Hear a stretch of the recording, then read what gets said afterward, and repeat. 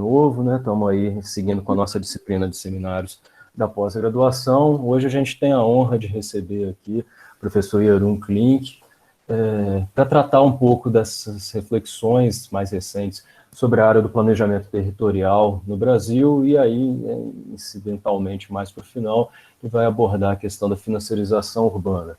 O Jeroen é a referência, eu diria, desse assunto no Brasil, né? É impressionante a quantidade de trabalhos publicados nessa área nos últimos tempos. Toda vez que eu vou buscar alguma coisa, tem um artigo novo dele ali sendo citado em revistas, né, muito importantes. Hoje mesmo eu descobri um na Geoforum, em coisa Land Use Policy, na Urban Studies. Então, assim, um programa lá na Federal da ABC que tem tido muita produção acadêmica na nossa área de planejamento. O professor Jeroen é holandês, né, fez graduação e mestrado em economia pela Universidade de Tilburg, na Holanda, e aí veio para o Brasil, né, e cursou seu doutorado na USP, no programa de arquitetura e urbanismo. De lá para cá, ele vem tendo uma atuação, né, importante na região do ABC paulista, né, teve vários cargos importantes ali na região, foi secretário de Desenvolvimento e Ação Regional da Prefeitura de Santo André, foi diretor suplente na Agência de Desenvolvimento Econômico do Grande ABC, e no seu período anterior, né, atuou como consultor internacional, passando por vários países, além da Holanda, Espanha, Turquia, Alemanha, Índia, África do Sul, além do próprio Brasil. Trabalhou para a OCDE, para a Organização Internacional do Trabalho, e teve uma participação significativa no Instituto for Housing, agora estou escapando, Instituto for Housing and Urban Development Studies, também na Holanda, no Instituto, na Universidade de Erasmus, em Roterdã. Bom, vamos aí dar boas-vindas, boas tardes para quem chegou depois, quem logou posteriormente. Estou vendo que o Evandro aí está nos acompanhando hoje, e vou passar já a palavra para o Jeroen ficar à vontade aí para apresentar calmamente e fazer suas considerações. Obrigado.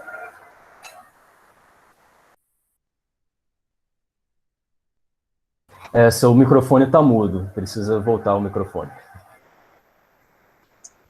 Opa, desculpa.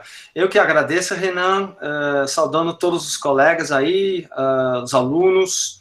É sempre um prazer, ainda mais porque tem muita convergência, né? Eu conheço o Renan já há vários anos, tem muita complementaridade entre as agendas de pesquisa, interesses, então um grande prazer estar com vocês, dialogando com vocês.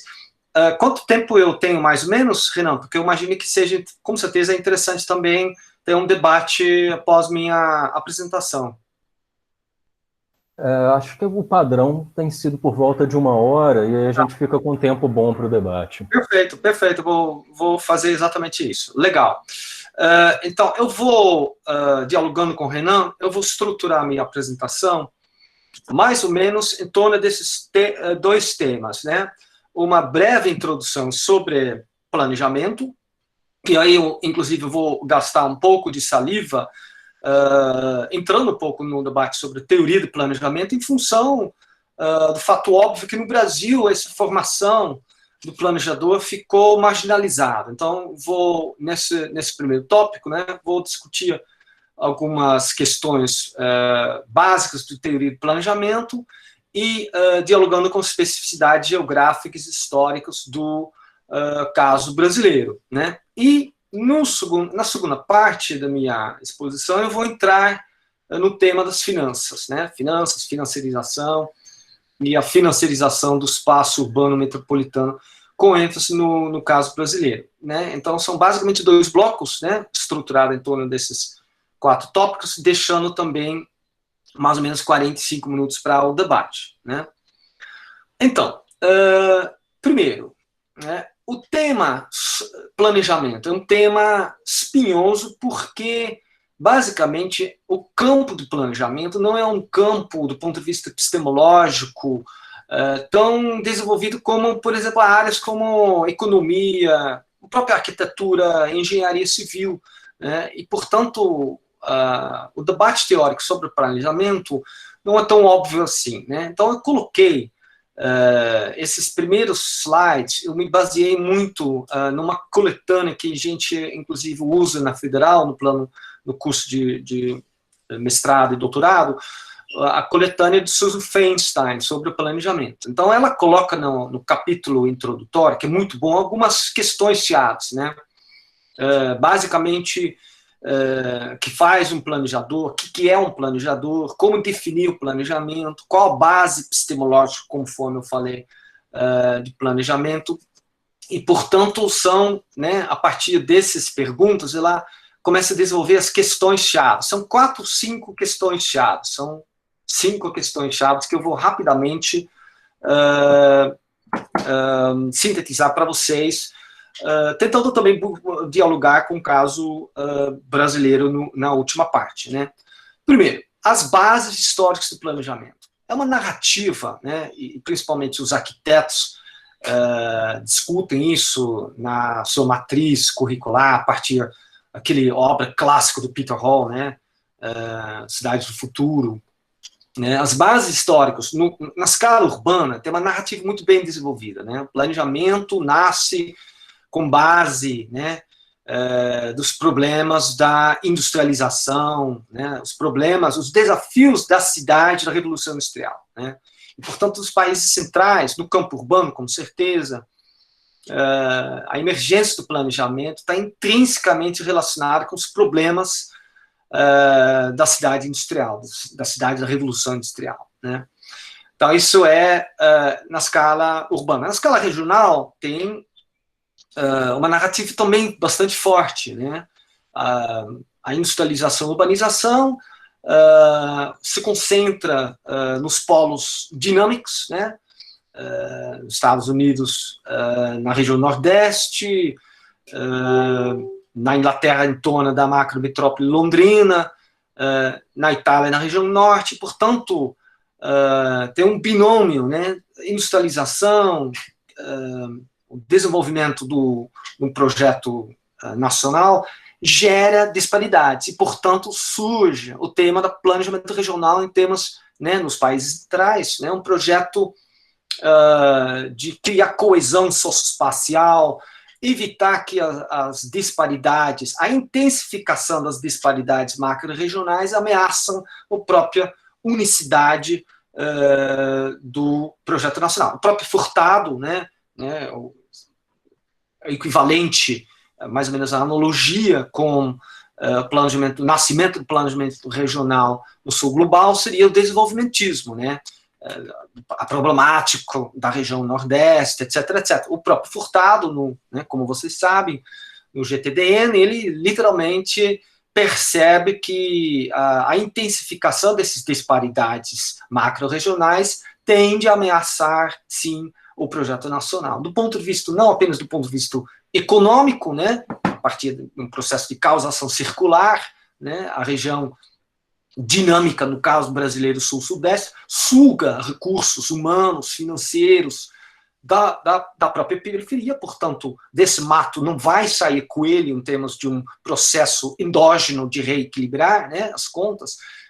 Na realidade, o polo vai se desenvolver cada vez mais a partir de um processo que Myrdal chama causação circular, né, e, portanto, precisa, do ponto de vista econômico, um projeto compensatório, né, mas também do ponto de vista político, de criar certa coesão socioespacial político. Né. Então, resumindo esse primeiro ponto, existem narrativas, né, bastante claras, claro.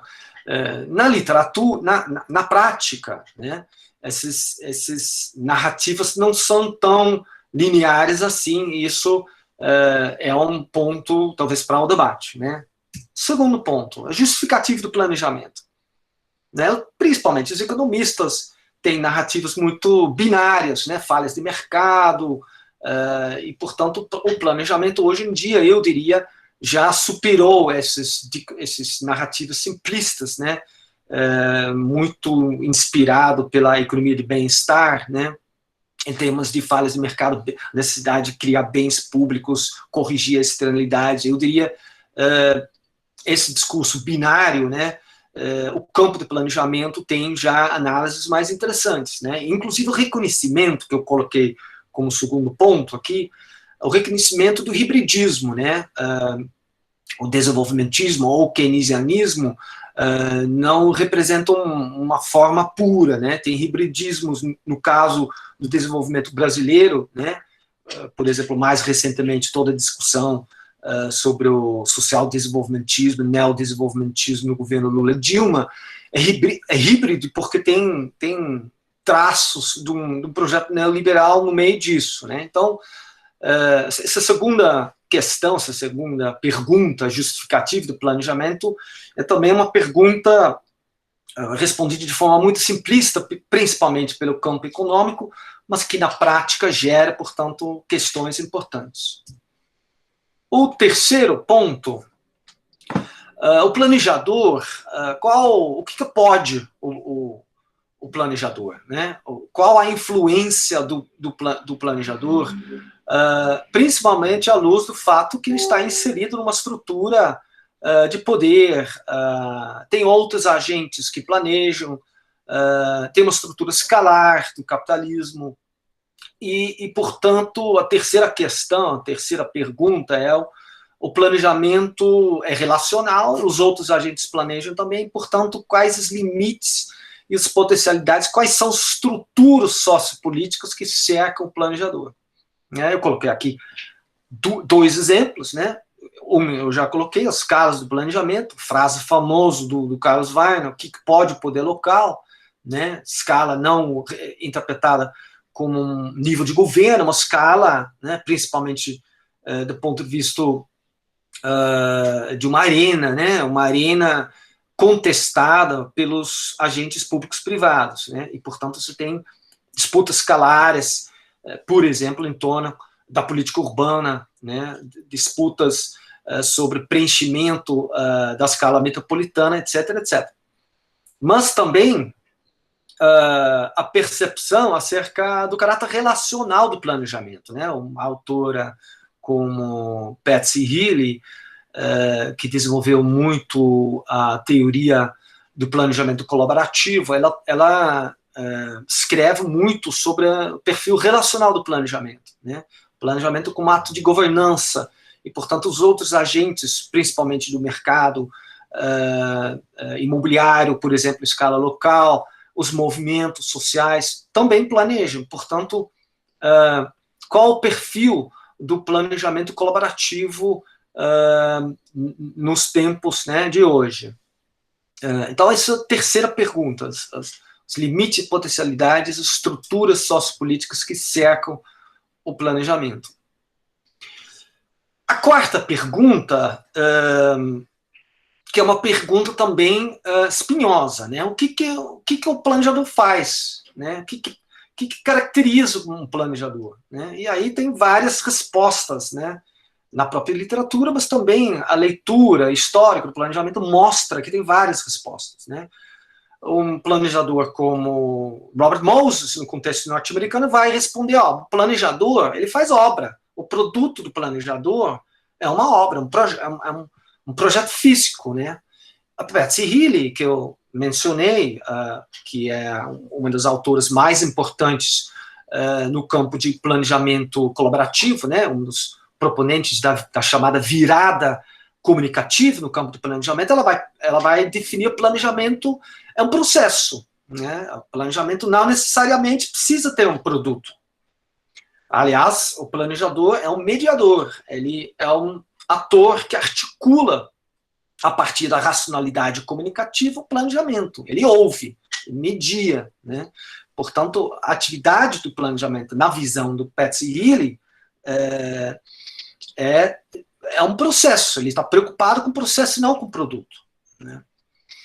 Bom, aqui eu coloquei alguns estilos também de planejamento estratégico, como, por exemplo, o planejamento estratégico que lida com grandes projetos estratégicos, enfim.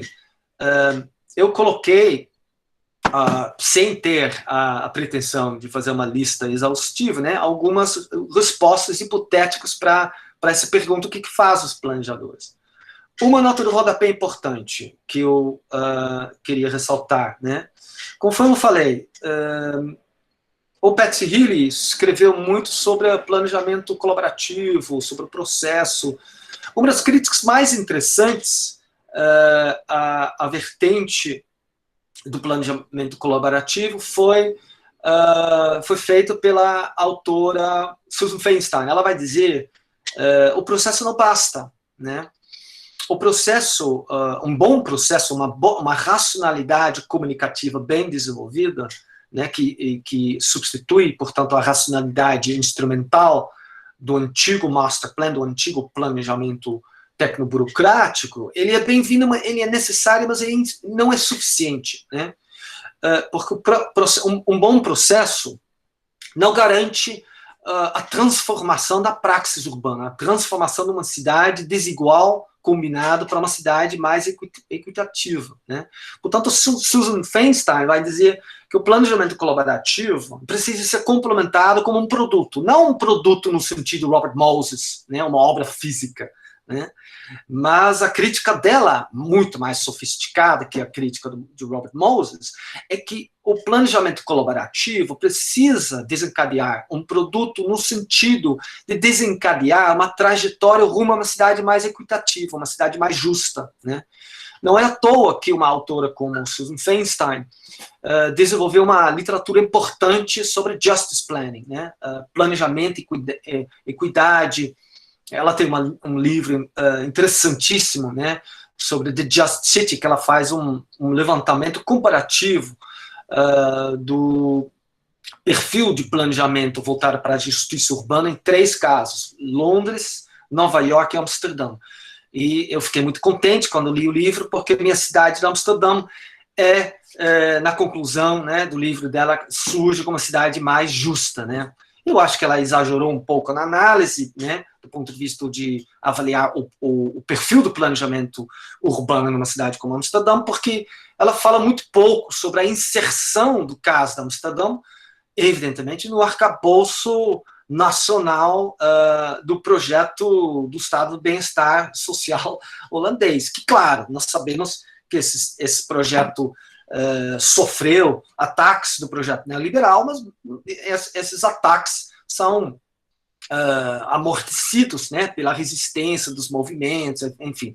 Então, o livro é muito bom, esse livro de Just City, eu recomendo a leitura, depois, se tiver interesse, posso passar essas referências para Renan, né? Mas eu acho que ela exagerou um pouco a dosagem de colocar muito crédito à conta do planejamento urbano da cidade em si, de Amsterdã, porque, na realidade, essa cidade, desde a Lei Nacional de Habitação de 1901, na Holanda, né, essa cidade se aproveitou durante décadas de um keynesianismo espacial muito bem desenvolvido, que foi o projeto de bem-estar social holandês, né?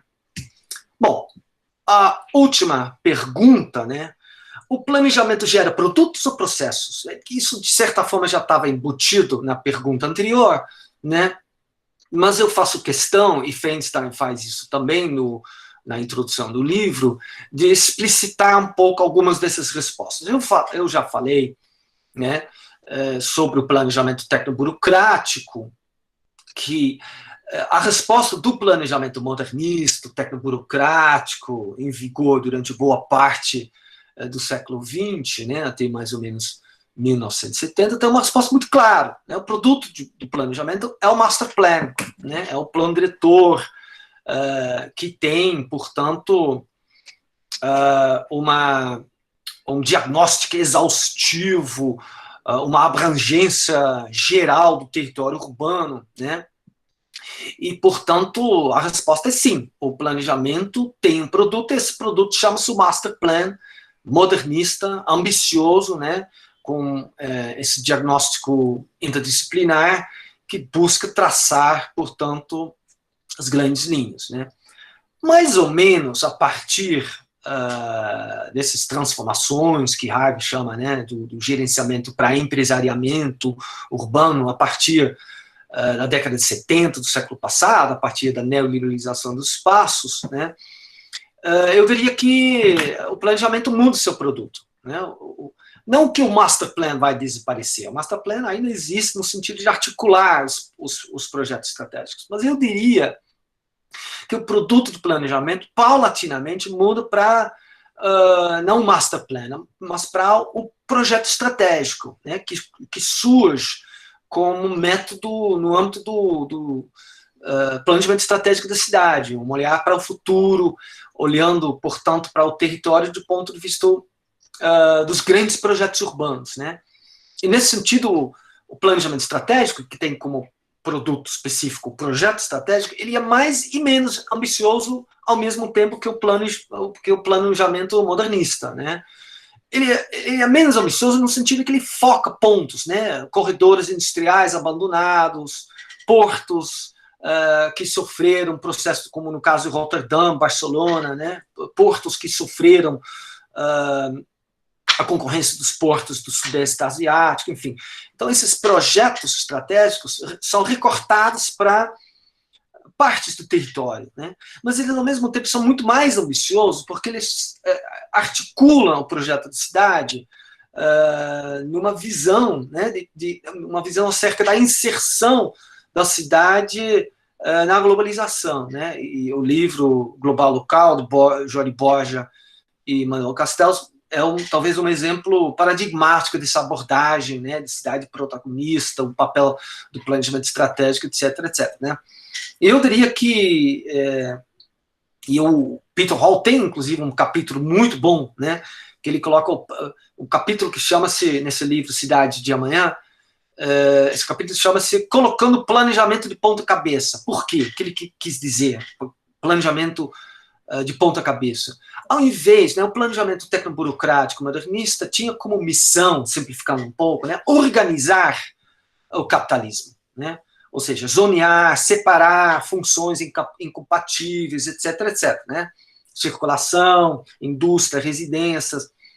O planejamento estratégico, o projeto estratégico, ele, de certa forma, convida a atividade econômica, atrai, mobiliza os territórios, né, de forma produtiva. Portanto, é esse o espírito do planejamento na visão de autores como Peter Hall e o artigo que eu já mencionei, né, do Harvey, aquele artigo famoso de empresariamento, de gerenciamento para empresariamento urbano. Harvey faz uma crítica estruturalista dessas transformações em escala urbana, né? Mas, de fato, né, meu ponto central aqui, aparentemente, o que tem em jogo aqui é a mudança do produto e o estilo de planejamento a partir dessa fase. Bom, eu já passei mais ou menos meia hora, né? Não, uns 20 minutos, então eu vou passar um pouco para o Brasil, né? Claramente, o Brasil não está dissociado dessas questões. Claro, as respostas para algumas dessas perguntas, as respostas, evidentemente, são específicas, são diferentes, né? Eu acho que o campo de planejamento, por isso, nós, inclusive, estruturamos dentro da Federal do ABC tanto um curso de bacharelado na área de planejamento, quanto também o próprio programa de pós, que tem um mestrado e doutorado, né? Porque nós, né, um grupo de professores, nossa opinião é que isso é uma área estratégica no Brasil, né? Por quê? Porque há um descompasso estrutural entre, de um lado, a formação do arquiteto e do engenheiro, principalmente o engenheiro ambiental, o engenheiro urbano, o engenheiro civil. Quando você olha para o projeto político-pedagógico, quando você olha para a matriz curricular desses cursos, eles não dão conta, para dizer o mínimo, né, dos desafios que o planejamento, que o campo de planejamento, o profissional de planejamento tem no século XX, né, e os novos desafios que esse profissional os novos desafios que ele vai enfrentar no século XXI. Né? Há um descompasso, portanto, óbvio, né, nessa matriz curricular da maioria dos cursos de arquitetura, urbanismo e engenharia, né? É um descompasso, um gap muito grande com essas habilidades, né? Eu diria que são as habilidades e competências que são necessários para o planejador equacionar os desafios do século XX, né? Quais foram esses desafios não resolvidos, né?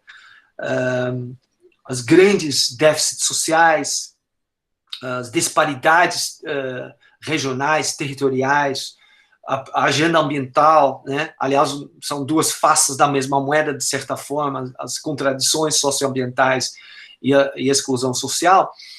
E também tem, né, os novos desafios, logo nós vamos falar um pouco sobre isso, né, os desafios como aquecimento global, o binômio globalização-financiarização, e que são alguns desses novos desafios, né? A nossa tese, a nossa tese desse grupo de professores que constituiu, portanto, essa cadeia educacional desde graduação até o doutorado, pós-doutorado, né? Nossa tese é essa, né? Um descompasso dramático, que apesar do fato, né, para deixar nenhum mal entendido, né, você vai conversar, como nós estamos conversando o tempo inteiro, com os conselhos profissionais, tanto os conselhos, né, os CAUs da vida, o Conselho de Arquitetura, o Conselho de Engenharia, CONFEA, né, você vai ler os estatutos, os regimentos, o arquiteto ele faz tudo, né? O arquiteto é um semideus, né? Porque na descrição estatutária que você lê nos conselhos profissionais, o arquiteto dá conta, né? No entanto, uma leitura precisa da matriz curricular da maioria dos cursos, nós, evidentemente, estamos percebendo que o enfoque da matriz curricular, no caso da arquitetura, é claramente insuficiente, né? Não preciso entrar nos detalhes, podemos até entrar nos detalhes, apesar de eu não ser arquiteto. Eu fiz meu doutorado na FAO, sobre um tema de planejamento metropolitano, e, portanto, eu consegui dialogar um pouco naqueles anos com a matriz curricular de arquitetura, né? E, evidentemente, há um descompasso muito grande, com consequências dramáticas para o campo no Brasil, né? Então, essa é uma primeira observação que eu gostaria de fazer, porque isso, conforme eu falei, tem consequências para os debates sobre o que é planejamento, para onde o planejamento vai, né? O que é planejamento no Brasil, para onde o planejamento vai à luz dos novos desafios do século XXI, né? Então, isso é um ponto central, né? O campo de planejamento é um caso curioso no Brasil. O planejamento não existe na matriz curricular, ao menos no nível, principalmente no nível do bacharelado, né? Nosso curso, o meu modo de ver, é um dos poucos cursos, se não o único curso de bacharelado, né, que chama-se Bacharelado de Planejamento Territorial. E isso é um caso curioso, porque lá fora, né, nos Estados Unidos, na maioria dos países europeus, vários países latino-americanos, o campo de planejamento existe, inclusive, no nível de graduação, né? Nos Estados Unidos, por exemplo, você tem, como na OIB, né, na Ordem de Arquitetos, você tem, inclusive, depois da sua graduação, você tem que fazer um exame para entrar na Organização dos Planejadores, né, na Associação Norte-Americana dos Planejadores. É um campo consolidado que dialoga, convive com engenharia e arquitetura, né? Por quê? Porque é diferente, é complementar, mas é diferente. É diferente da arquitetura, é diferente da engenharia, né? Aliás, na Federal nós não temos curso de arquitetura, mas nós temos várias engenharias, temos quase todas as engenharias. A única engenharia que a gente não tem é engenharia automotiva, pelas razões óbvias, porque o ABC já tem várias escolas privadas que dão conta dessa área, né? Principalmente FEI e Mauá, que desde várias décadas dialogam com a indústria automotiva, né? Tirando isso, nós temos na Federal a engenharia ambiental urbana, engenharia de gestão, então tem várias engenharias que convivem com esse campo de planejamento. Bom, eu vou agora, tenho mais ou menos mais ou menos uns 20 minutos, né, Renan? Por aí. Sim, até um pouquinho mais, né? Começou um pouquinho depois das duas.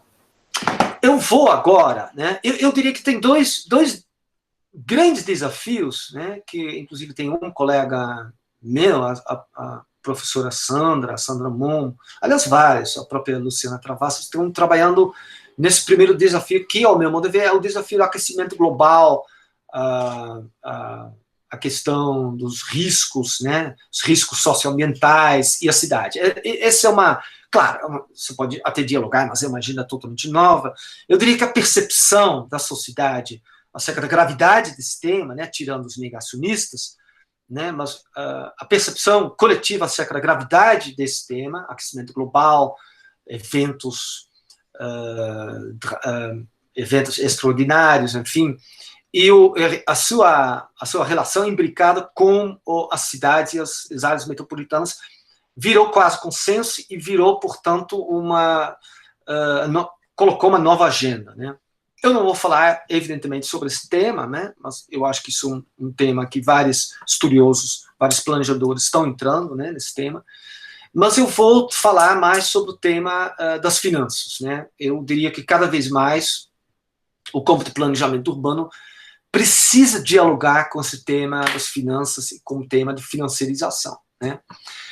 Então, eu estruturei esse tempo que eu ainda tenho, nessa segunda parte da minha exposição, em 3 partes. Primeiro, alguns conceitos básicos, uma sistematização muito sintética dos principais debates, né, as escalas no debate sobre financiarização urbana, e uma tentativa de apontar, ao meu modo de ver, uma agenda, né, uma agenda que tem algumas linhas interessantes, promissoras, né.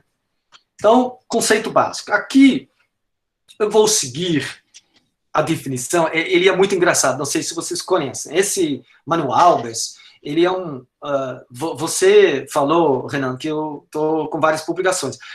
Olha, esse Manuel Albers, que é um holandês que leciona na Universidade de Leuven, na Bélgica, às vezes eu brinco com ele, né, porque ele esteve várias vezes no Brasil, e nós fizemos, inclusive, um workshop aqui, vários workshops aqui. Eu brinco com ele, o Manuel, você tem tempo de dormir? Porque a produtividade desse sujeito é uma coisa impressionante. Claro, ele trabalha muito em grupo, que isso é muito importante, mas ele é muito produtivo. Uma das definições que ele tem, né, a financiarização, na visão dele, é a crescente dominância de agentes, mercados, práticas, métricas e narrativas financeiras nas múltiplas escalas, o que tem gerado uma transformação estrutural das economias, das corporações, inclusive as instituições financeiras, dos estados e das famílias. Bom, essa definição, eu sempre brinco com meus alunos, né? Essa definição, ela é boa e ruim ao mesmo tempo. Por que ela é boa? Ela é boa porque ela reconhece a complexidade, o caráter multidisciplinar do fenômeno, né, articulando economia, geografia, sociologia, planejamento, né, portanto, um caráter complexo, interdisciplinar, multiscalar, que perpassa várias organizações públicas e privadas. Então, nesse sentido, é uma definição boa, né, não é uma definição simplista. Agora, esse aspecto interessante, né, ao mesmo tempo, é o seu principal complicador, porque sempre quando você estrutura uma dissertação de mestrado, mesmo uma tese de doutorado, você precisa ter foco, recorte, né? O próprio Albers, naquele seminário que ele apresentou, que Lúcia Chimbo organizou em São Carlos, né? Lúcia Chimbo, nome importante nessa discussão sobre financiarização, né? E ele mesmo, Albers, ele reconheceu, a definição não é uma definição muito operacional. Ele tem razão, que é exatamente esse aspecto. Olha, você tem uma dissertação de mestrado que você tem que terminar em 2 anos, né? Tem que ter começo, meio e fim, tem que dissertar sobre determinado problema, é melhor recortar essa definição, né? Começar com determinada escala. Então, esse é o primeiro ponto. A definição é boa, porque mais ou menos descreve a complexidade do processo, mas ela é muito ampla também, né? O debate sobre a financiarização não tem ficado sem críticas, né? Um dos autores críticos mais interessantes, ao meu modo de ver, é o Christophers, né? Brad Christophers, da Universidade de Uppsala, na Suécia, né? Ele tem ressaltado várias críticas, principalmente gente, o que há de novo nessa discussão sobre financiarização? Né? Isso já foi a escola marxista, autores como Hilverdink, já no começo do século XX, já ressaltaram, né, a efervescência do capital financeiro. Olha, vamos voltar, inclusive, para as cidades da Renascença, cidades holandesas, italianas, belgas. Já naquele momento tinha uma certa efervescência das cartas de crédito que azeitaram o circuito financeiro, o mercado paralelo de cheques que os comerciantes descontavam. Enfim, financiarização em si não é algo totalmente novo, né? Segunda crítica, né, o recorte espacial da discussão, muito voltado, né, para os países centrais.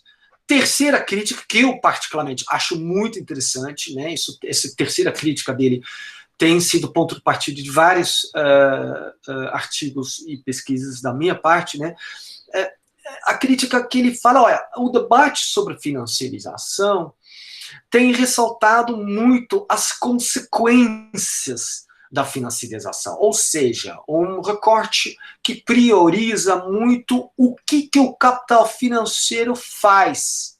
Mas esta agenda tem priorizado muito menos a investigação de o que é o capital financeiro, ou seja, na visão de Christophers, nós precisávamos voltar para a discussão o que é o capital financeiro, né? E ele fala literalmente sobre de volta para as finanças.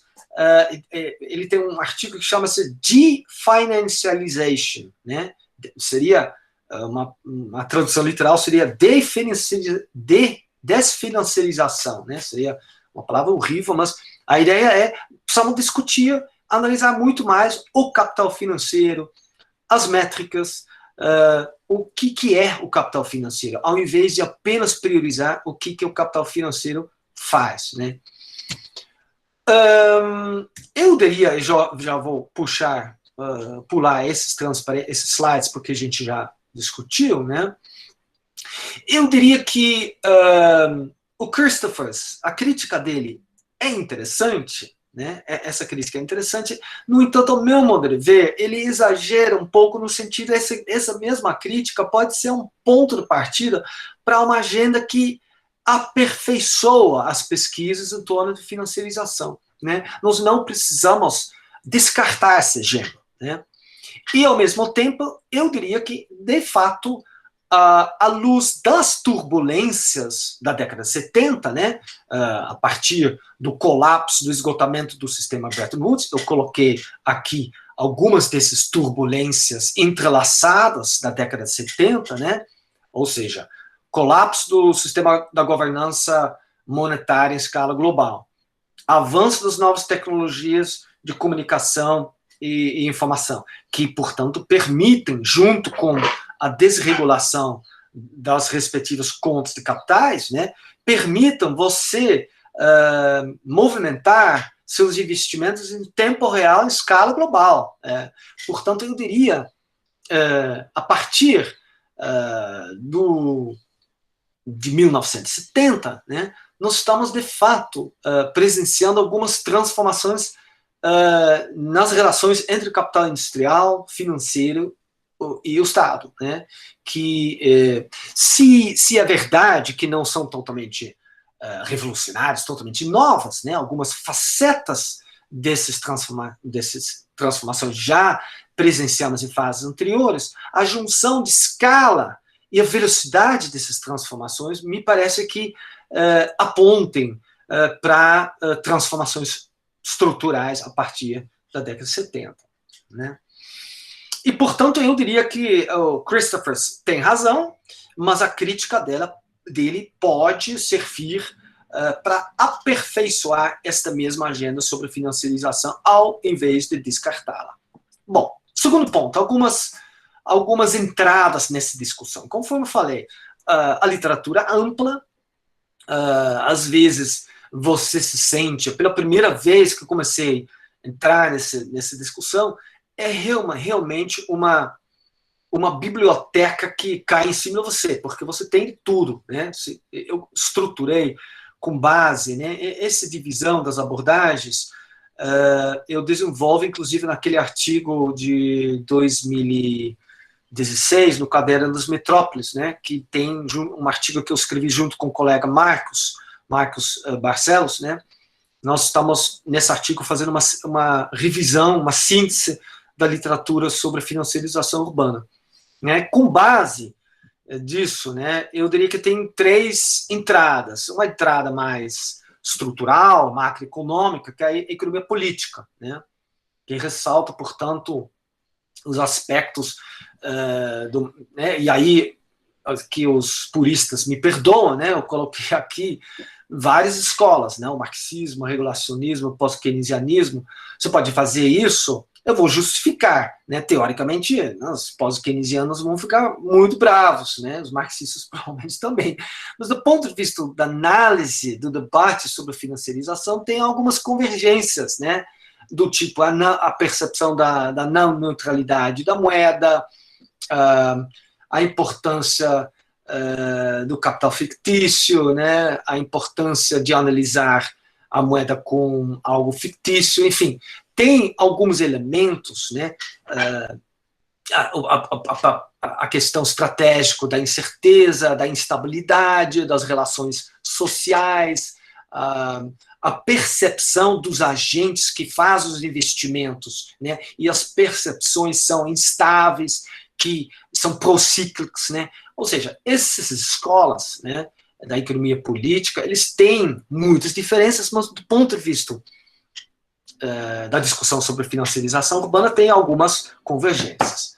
Uma segunda camada, uma segunda entrada é o estudo, a análise das organizações, né, de como as organizações passam por mudanças, principalmente, né, a partir da separação entre o acionista e o executivo, né, que é uma separação que ocorre já faz muito tempo, né, Hilverding escreveu exatamente sobre isso, como conceito do lucro de fundador, né, que surge a partir de um IPO, de uma empresa industrial, né, mas, portanto, tem gerado muita literatura sobre shareholder value, valor da acionista, e eu diria que essa discussão é importante não apenas para análise das incorporadoras, as construtoras, mas também de empresas públicas, né, supostamente públicas, sobre Sabesp, empresas de saneamento, empresas públicas de infraestrutura, etc., etc., porque, de certa forma, as transformações das lógicas, né, lógicas tipo shareholder value,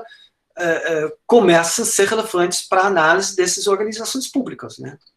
Uma terceira camada é a camada dos estudos sociais e finanças, ou seja, como a finança penetra na nossa vida cotidiana, né? E, claro, existe uma relação nesse sentido entre a economia política, né, a primeira chave analítica, e o próprio estudos sociais e finanças, né? Como, a partir do colapso do estado do bem-estar social, a pessoa tem que gerenciar seu próprio risco, né? O estado do bem-estar social antigamente gerenciava o risco do cidadão a partir do fundo público, tomando conta do cidadão por meio de um pacote de serviços subsidiados, moradia, educação, saúde, e a partir da privatização, da mercantilização, o sujeito vai ter que se virar no próprio mercado de capitais, né? De certa forma, essa literatura, né, de viés bastante sociológico, vai argumentar que, no fundo, o cidadão tem que gerenciar a sua própria vida como se fosse um ativo financeiro, né? A partir do plano de saúde, a partir da sua hipoteca, etc., etc., né? Bom, essas 3 abordagens, pouco presença de espaço e quase nenhum diálogo, pouco diálogo entre essas vertentes, né? Que envolve, portanto, economistas, sociólogos, urbanistas, enfim, pouco diálogo entre essas abordagens. Bom, com isso, eu vou já para a última parte da minha exposição, traçar 3 linhas que eu acho, inclusive, interessante, né? Que não que isso caiu da minha cabeça, né? Tem várias pessoas no Brasil trabalhando nessa agenda, né? O próprio Renan, né? A preocupação dele também vai nessa linha também de infraestrutura, enfim. Então, um conjunto de pessoas, né? Daniel Sanfelice, os urbanistas da FAO, Mariana Fix, Luciana Roya, Everaldo na geografia, enfim, o próprio Luiz César acabou de publicar uma coletânea sobre a financiarização da metrópole. Então, portanto, me parece que essa agenda que eu vou traçar não é uma invenção da minha cabeça, está muito alinhada com o grupo, né, de pesquisadores, estudiosos, militantes, né, que procura avançar nesse enigma, né, do entrelaçamento das cidades e finanças. Né? Então, primeiro ponto. Eu diria que esse primeiro ponto parece uma brincadeira de palavras, mas não é. Financiarização na cidade, financiarização da e pela cidade. O que eu quero dizer com isso? O que isso tem a ver com a agenda de pesquisa sobre financiarização? Eu diria que a literatura, até recentemente, ao menos, tem se caracterizado, tem sido marcado por uma abordagem relativamente setorial. Né? Tem muita literatura sobre o capital financeiro no imobiliário, capital financeiro como o capital financeiro penetra na estrutura de provisão habitacional, capital financeiro, né, na infraestrutura, principalmente na América Latina, saneamento ambiental. Né? Portanto, essa abordagem, eu diria que é uma abordagem pragmática, né? Começa com um problema complexo, começa a decifrá-lo a partir de partes. O problema com essa abordagem pragmática, recortar a cidade, digamos assim, a cidade seria uma espécie de conjunto de circuitos, né? O problema com essa abordagem setorial, parcial, infraestrutura, finanças no imobiliário, finanças na infraestrutura, finanças no fundo público. O problema com isso é que a cidade, a sociologia urbana marxista, principalmente, já mostrou com muita clareza, né? Eu coloquei aqui os autores mais importantes, Castells, Topalov, Lefebvre, Soja, em francês, mas enfim, tem colocado com muita clareza que cidade, na realidade, não é a soma das redes de infraestrutura, o circuito imobiliário. A cidade, na realidade, é o ponto central, nevrálgico, né, para geração, apropriação e circulação de valor. E, no fundo, como Lefebvre mesmo ressalta com muita propriedade, a cidade é um espaço privilegiado para a reprodução da vida. Né? A cidade é a festa, né?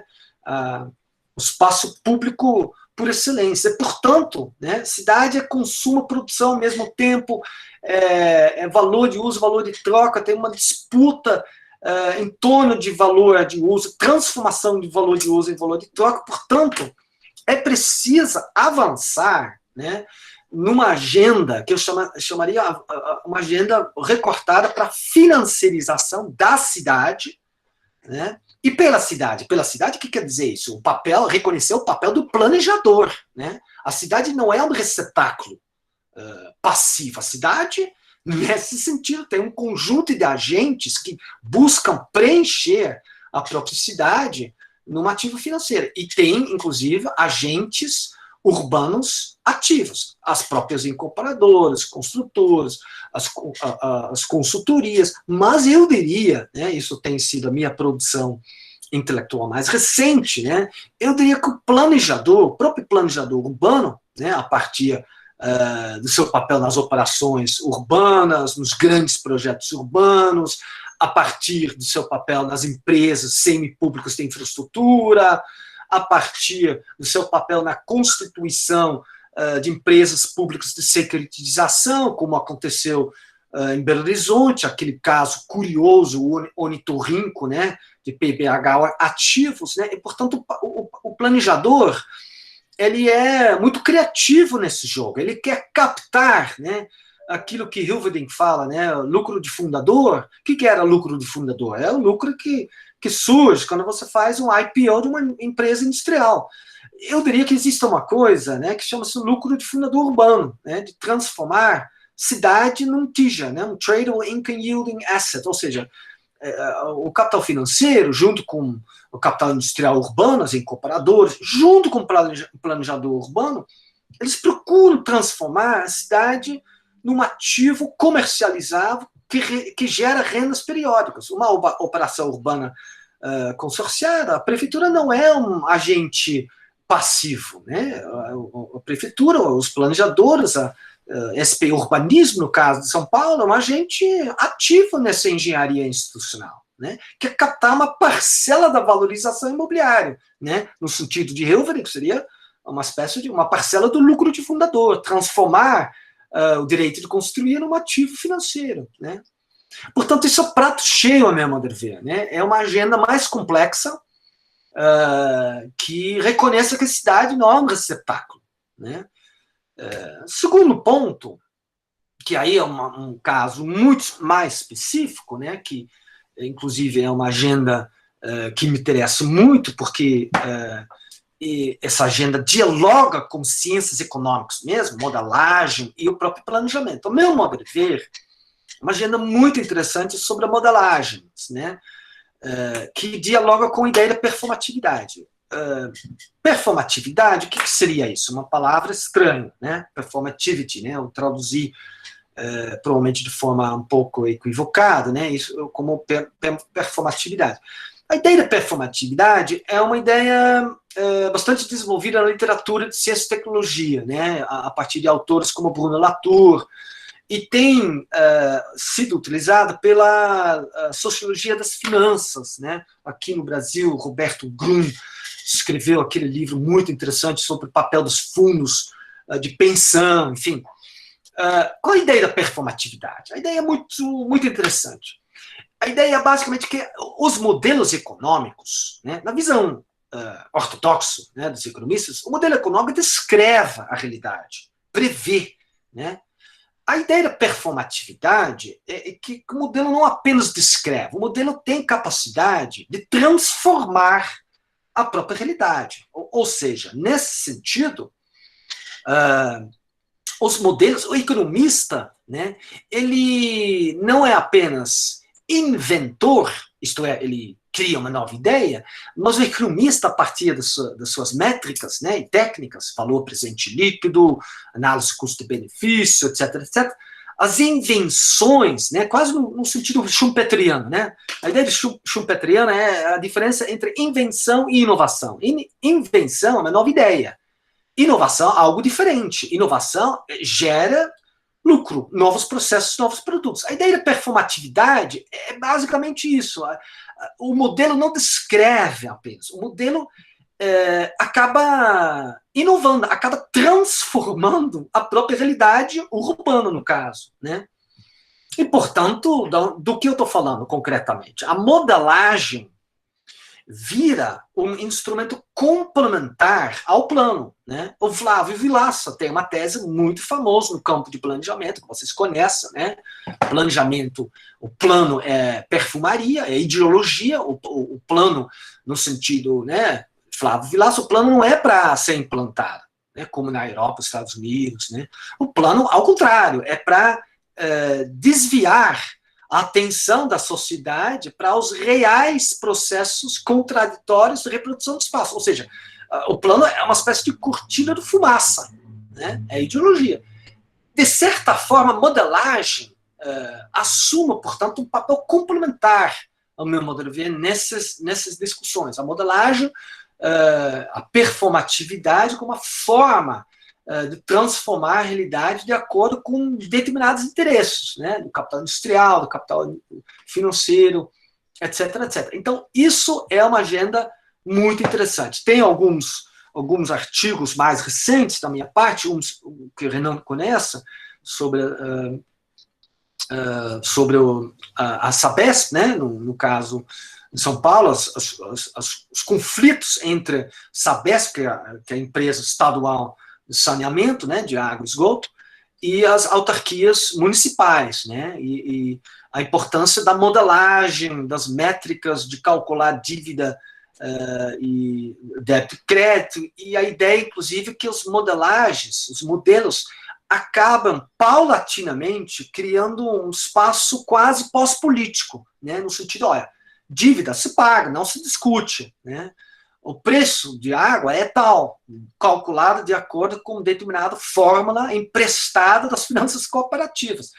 Quando você calcula o preço e você não paga esse preço, acumula uma dívida, e essa dívida não se discute. Isso foi exatamente a tônica de várias negociações que ocorreram na região metropolitana de São Paulo, que facilitou a aquisição, né, da concessão dos sistemas municipais pela Sabesp, né?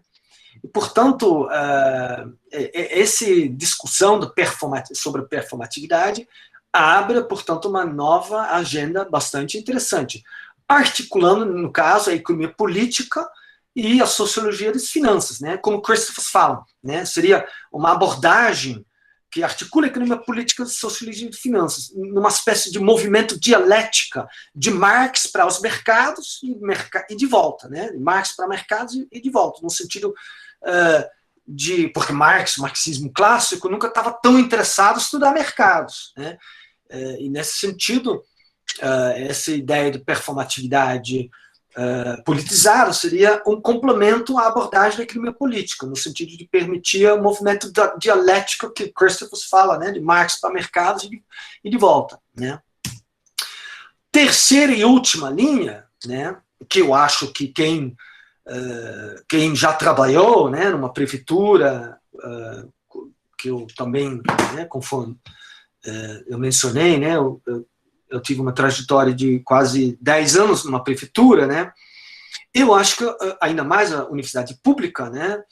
A universidade pública tem um papel importante de gerar reflexão, crítica, de inovar, gerar contribuições para deslocar a fronteira de conhecimento. Tudo bem, isso aí é fundamental. Ao meu modo de ver, isso é necessário, mas insuficiente. A universidade pública tem que também gerar contribuições para a transformação da praxis, né? Transformar de forma positiva cidades, né? Cidades mais justas, como Susan Feinstein argumentou, né? E, portanto, é muito importante, a partir de uma agenda de financiarização, contribuir para projetos alternativos. De que forma? Não apenas, né, questionar, contestar alguns desses processos contraditórios que estão acontecendo a partir da financiarização do urbano, né? Tarifas altas, preços exorbitantes, capital financeiro não entrando nos espaços que não tem, nos espaços não solváveis, né? Enfim, questionando, contestando os processos reais de produção do espaço, reprodução do espaço, mas também desenhar alternativas, né, rumo a um espaço diferencial, né, no sentido lefebriano. Contestar o espaço abstrato e apontar para trajetórias alternativas, né, apontando para um espaço diferencial. Como fazer isso? É fácil? Não, mas tem, por exemplo, eu coloquei aqui alguns exemplos, né, Desiree Fields, o trabalho que ela fez, ela é um estudioso importante na área de financiarização urbana, né? O trabalho dela na universidade, junto com os movimentos, foi importante no sentido de questionar os equity funds, o avanço dos equity funds sobre o estoque de moradia de aluguel social, né? Que tem um estoque importante em Nova York e Berlim. Ela não apenas questionou, mas colocou alternativas, colocou constrangimento à prefeitura, aos equity funds, e colocou alternativas para a moradia social na área central de Nova York, né? Esse tipo de papel, né, é importante. Eu coloquei aqui o exemplo do Sabesp, né? No meu caso, não deu muito certo, né? Mas eu participei diretamente nas discussões sobre os cálculos, né? O jogo de débito e crédito que envolveu CEMASA, uma autarquia municipal de Santo André, e Sabesp, né? Eu participei em várias audiências na Câmara e eu insisti, né? Eu acho que esse discurso da Sabesp, dívida não se discute, ao contrário, dívida se discute sim. Você pede uma auditoria que volta para a década de 90, que foram os anos iniciais, né? Que a dívida surgiu a partir da nova legislação de 2007, principalmente esse conflito se acirrou, mas no fundo o conflito começou na década de 90, né? E, portanto, é o caso de fazer uma auditoria sim, né? Politizar o debate sobre débito crédito e as tarifas da água, né? Que no fundo, o preço da água é um preço que reflete uma disputa política sobre o valor de uso, né? Sobre a cidade, que é o espaço privilegiado da reprodução da vida, né?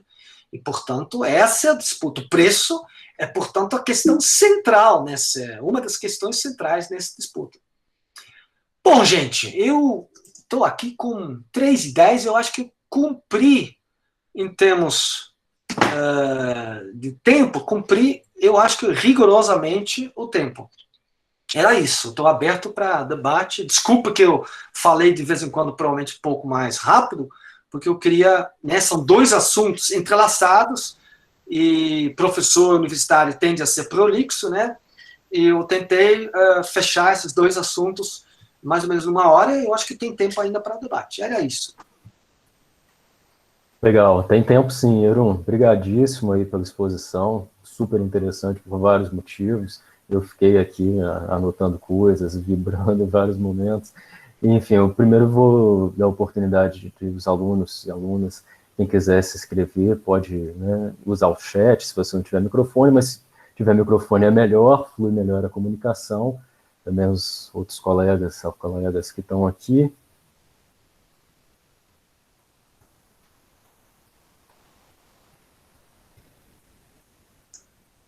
Eu vou um pouco, assim, dado que o nosso tempo está curto e que as pessoas, né, eles são mineiros, então eles ficam constrangidos, eu vou tomar a frente aqui um pouco, porque eu acho que o seu seminário encaixou muito bem na nossa disciplina, por várias razões.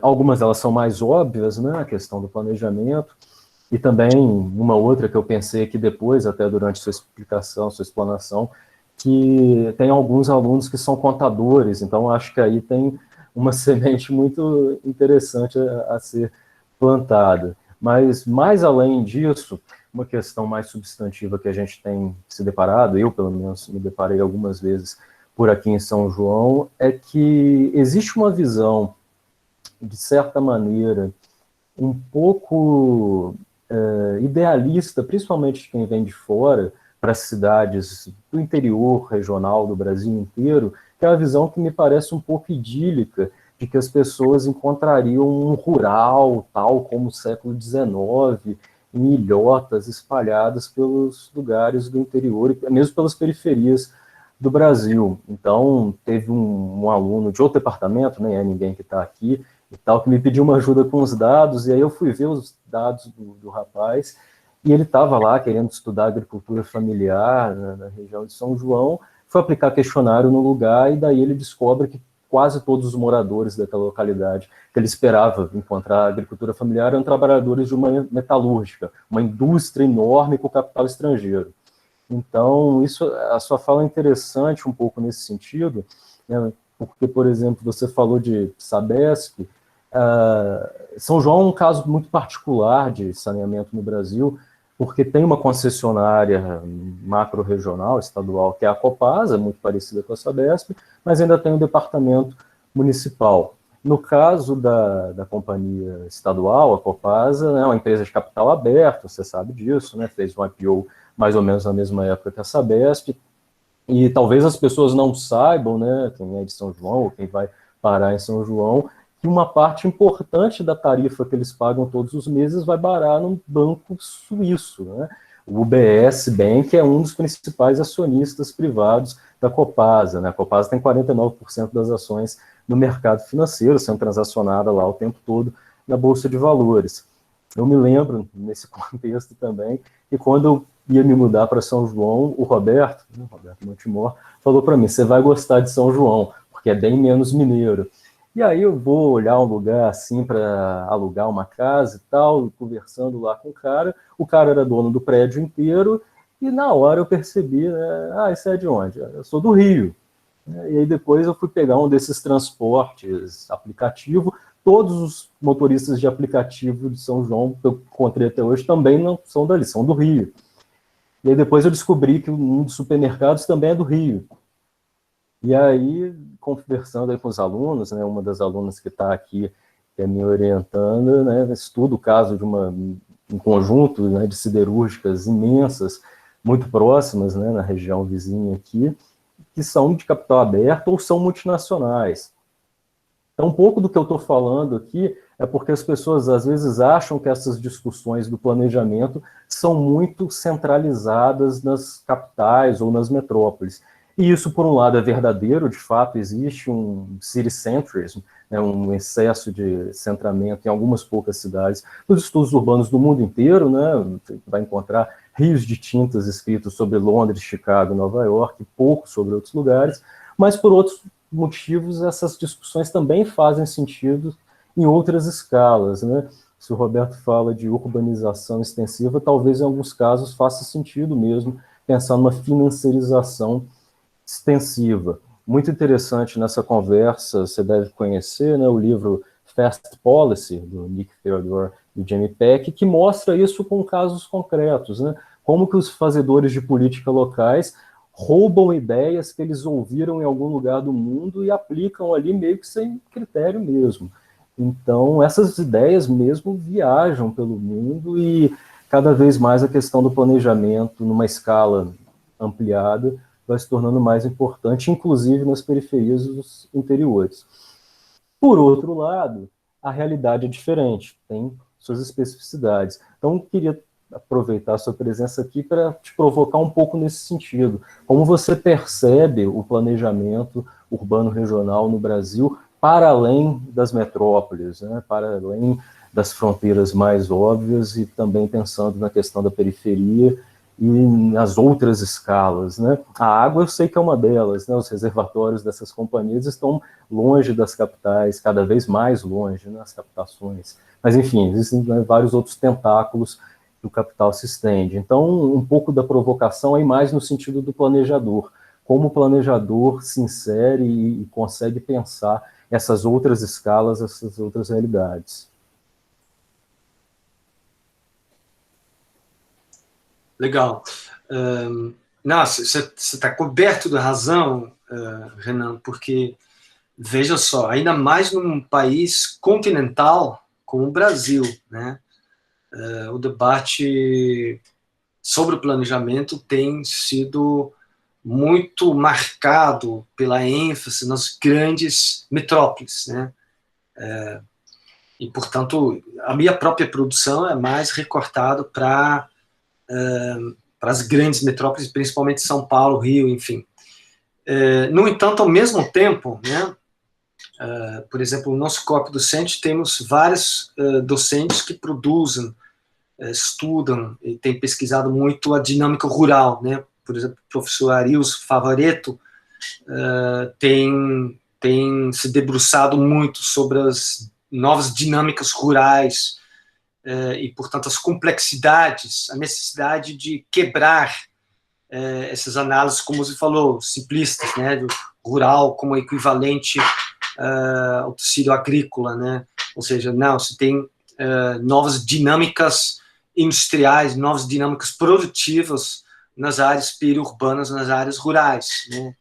E, portanto, o que é o urbano, o que é o rural no Brasil em si é uma agenda muito importante, inclusive como o planejamento precisa lidar com isso. Aliás, não precisa ir longe, nas próprias regiões metropolitanas, como também no BH, mas com certeza também em São Paulo, como lidar com os interstícios, as áreas rurais dentro das regiões metropolitanas, né? Projetos alternativos que complexificam as abordagens homogeneizadas do planejamento metropolitano.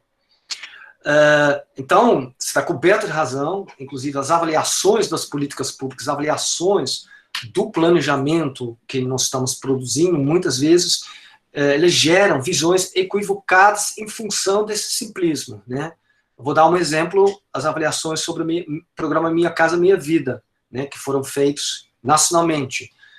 Isso é muito difícil, às vezes essas avaliações nacionais, eles não entram nas especificidades dos territórios, né, do tipo, olha, Minha Casa Minha Vida produziu, replicou, né, uma das tônicas das críticas tem sido, olha, Minha Casa Minha Vida replicou o padrão BNH, criou cidades, criou casas sem criar cidades, grandes conjuntos habitacionais periféricos, sem infraestrutura, sem urbanidade, etc, etc.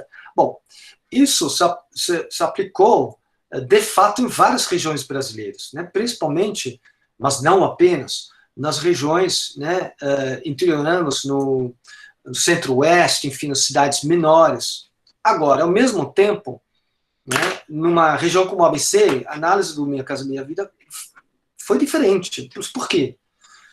Né? Primeiro porque a periferia já foi urbanizada, a periferia mudou, foi objeto de décadas de experiências de urbanização e assentamentos precários. Portanto, a própria periferia já tem equipamento, nesse sentido, diferente da periferia da década de 60, do PNH. Né?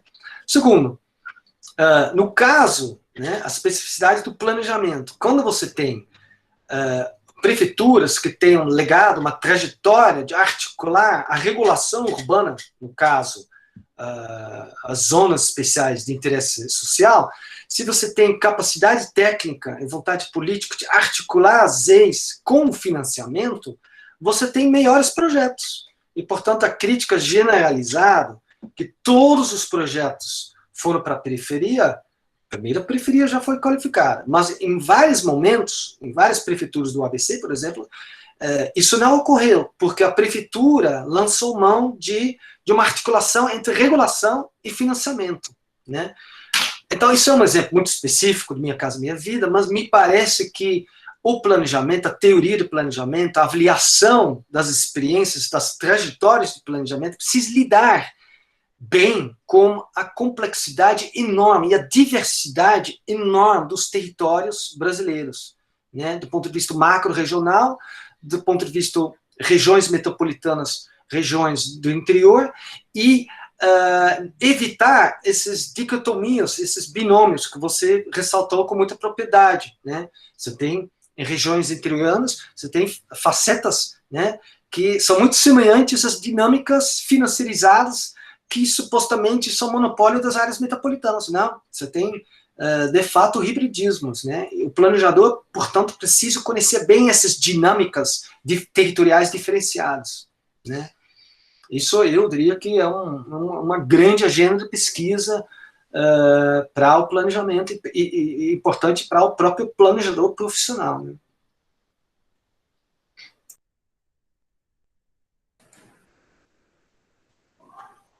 O pessoal está quietinho, né? O pessoal está quietinho. Tá com vontade de ir para boteco na sexta-feira, no final da tarde, né?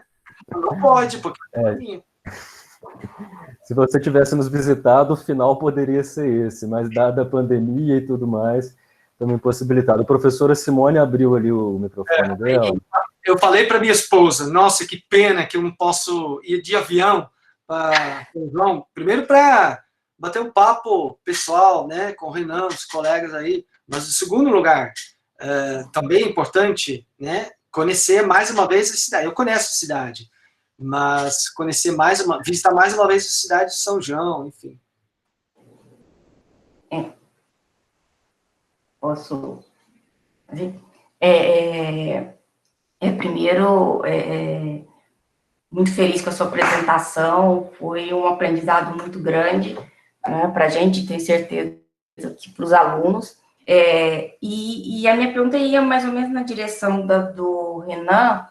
Eu sou mais da área rural, então, e estou num grupo também, infelizmente o professor Márcio não pôde vir hoje, ele teve uma reunião no Rio, e em que a gente está trabalhando um projeto de extensão justamente para planejamento de desenvolvimento rural, porque a gente, por mais que, né, principalmente na época do MDA, você teve aí vários planejamentos, mas a impressão que eu tenho é de que quando você pensa realmente no planejamento, não é, de infraestrutura básica mesmo, que seja, parece que o rural é uma área inexistente, né? Haja vista a demora que o Luz para Todos teve, né, para chegar no rural, né, e todos os impactos negativos com relação, né, à migração rural urbana,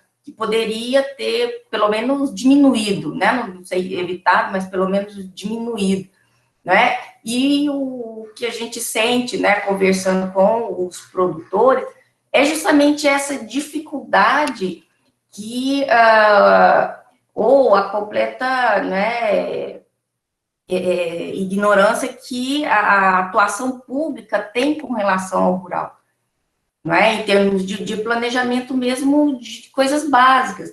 E assim, quando o Renan colocou, né, que os dados do aluno e que ele achava que estava conversando com um agricultor familiar, mas ele estava.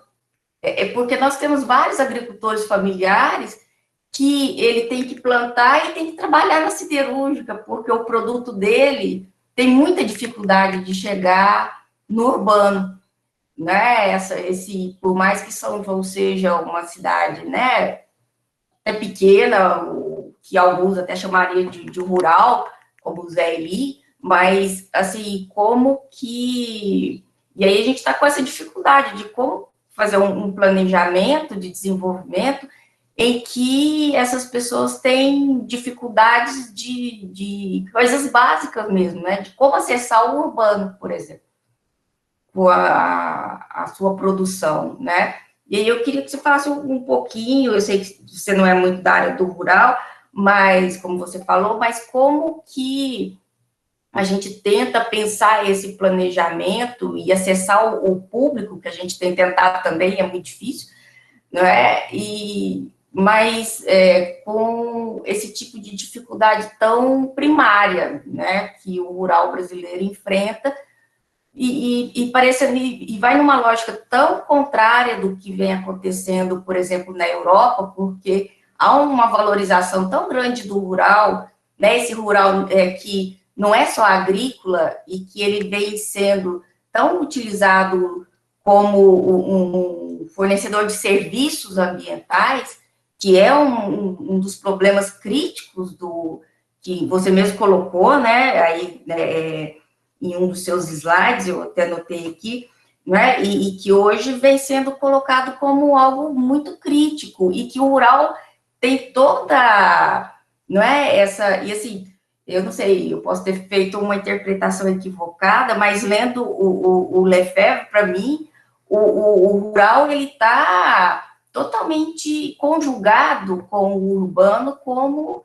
uma construção de um espaço único, só que cada um com o seu papel, né? O rural sempre fez um papel, né, de colaborador com o urbano, seja com produção agrícola, com matéria-prima, com alimentação, com energia, e agora com serviço ambiental. Então, eu acho que o que nós estamos vendo aqui também é um reflexo, talvez, do que você também tenha colocado, né? Essa dificuldade que a academia está tendo de enfrentar, porque ela não está conseguindo ver esses problemas no mundo real. Não sei, talvez eu esteja errada. Eu queria que você comentasse um pouquinho. Não, eu concordo plenamente com você. Aliás, eu diria que, no caso das múltiplas escalas do planejamento urbano, metropolitana, macro-regional, e reconhecendo, né, a partir dessas múltiplas escalas, os múltiplos territórios, remete a deficiência que nós estamos sentindo, né, no Brasil, a deficiência e a ausência que faz um plano nacional de desenvolvimento regional, territorial, né? Porque esse tipo de abordagem integrada, que reconheça as interdependências entre o urbano e o rural, a necessidade de acabar com dicotomias falsas, né? Isso se faz, ao meu modo de ver, tipicamente a partir de uma abordagem que estava sendo, cujo embrião estava sendo lançado lá na época, no começo do governo Lula, né? E eu, ao meu modo de ver, eu não sou especialista, mas o embrião que se estava lá com o Plano Nacional de Desenvolvimento Regional, o diagnóstico, inclusive, muito interessante, que foi feito, né, sob coordenação da professora Tânia Barcelar, né, assim, fazendo um diagnóstico do território nacional, dividindo, né, o território do ponto de vista de dinamismo dos territórios, ou seja, territórios dinâmicos, estagnados, mas também em termos do nível de desenvolvimento dos territórios. A partir disso, você sabe provavelmente muito melhor que eu, né, a partir disso, montar, portanto, um diagnóstico muito bom das dinâmicas territoriais e da situação territorial brasileira, e a partir das múltiplas escalas e a diversidade desses territórios, montar, portanto, uma estratégia nacional que tivesse capilaridade nessas escalas, né, macro-regionais, regionais, mas também urbano-rural, nesse sentido de uma escala urbana no sentido pleno, né? Ao meu modo de ver, faz uma falta enorme no Brasil, porque nós sabemos que aconteceu uma coisa muito semelhante com o Ministério de Cidades, né, se esvaziou, virou balcão político, e, portanto, ao meu modo de ver, eu não acompanhei mais de perto, né, mas as sucessivas tentativas de retomar isso fracassaram. Portanto, o planejamento, no sentido pleno, de um planejamento multiscalar, nas várias escalas, né, reconhecendo a diversidade territorial, mobilizando, inclusive, câmaras, né, tinha toda uma engenharia sociopolítica de câmaras envolvendo esfera estadual, enfim, uma coisa muito interessante. Não foi para frente, né? O que rolou foi Minha Casa Minha Vida e PAC, né, no que se refere. Você pode ter uma grande discussão sobre PAC. Eu acho que PAC não foi tudo de ruim, né? Principalmente PAC, urbanização de assentamentos precários, teve muitas coisas interessantes, coisas que não avançaram também, mas a dinâmica do PAC acabou sendo a política regional, né? Urbana regional. Ou seja, os grandes projetos de infraestrutura, de energia, e grandes projetos de inserção dos assentamentos precários no tecido urbano, né? Mas isso, evidentemente, ao meu modo de ver, não substituiu essa abordagem mais sistêmica participativa do planejamento. Isso faz como você falou, na Europa isso é outra partida para qualquer governo. Você tem esse arcabouço que vai meio, independente do governo do plantão que entra, o planejamento, nesse sentido, ele é preenchido de forma política diferente, na medida que muda o governo, que não muda, que essa direção, esse caráter, eu chamaria esse caráter sistêmico, né, de planejamento, envolvendo as escalas, atores, territórios, urbano, rural, né. Por exemplo, na Holanda é famoso esse sistema de planejamento das áreas urbanas em conjunto com as áreas verdes rurais. O Randstad ficou famoso mundialmente, você sabe disso.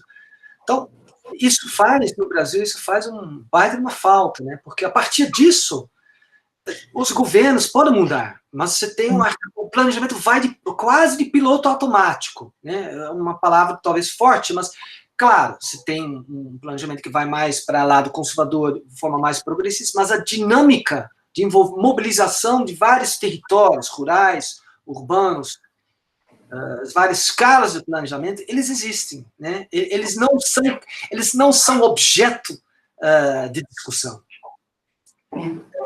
Eu acho isso no Brasil, tanto na escala urbana, metropolitana, por exemplo, isso é a minha área. O que aconteceu com a escala metropolitana é dramática.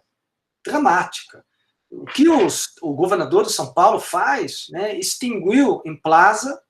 Com Emplaza já era difícil. Sem Emplaza, tem um movimento de desmonte, planejamento institucionalizado. Isso é gravíssimo, né?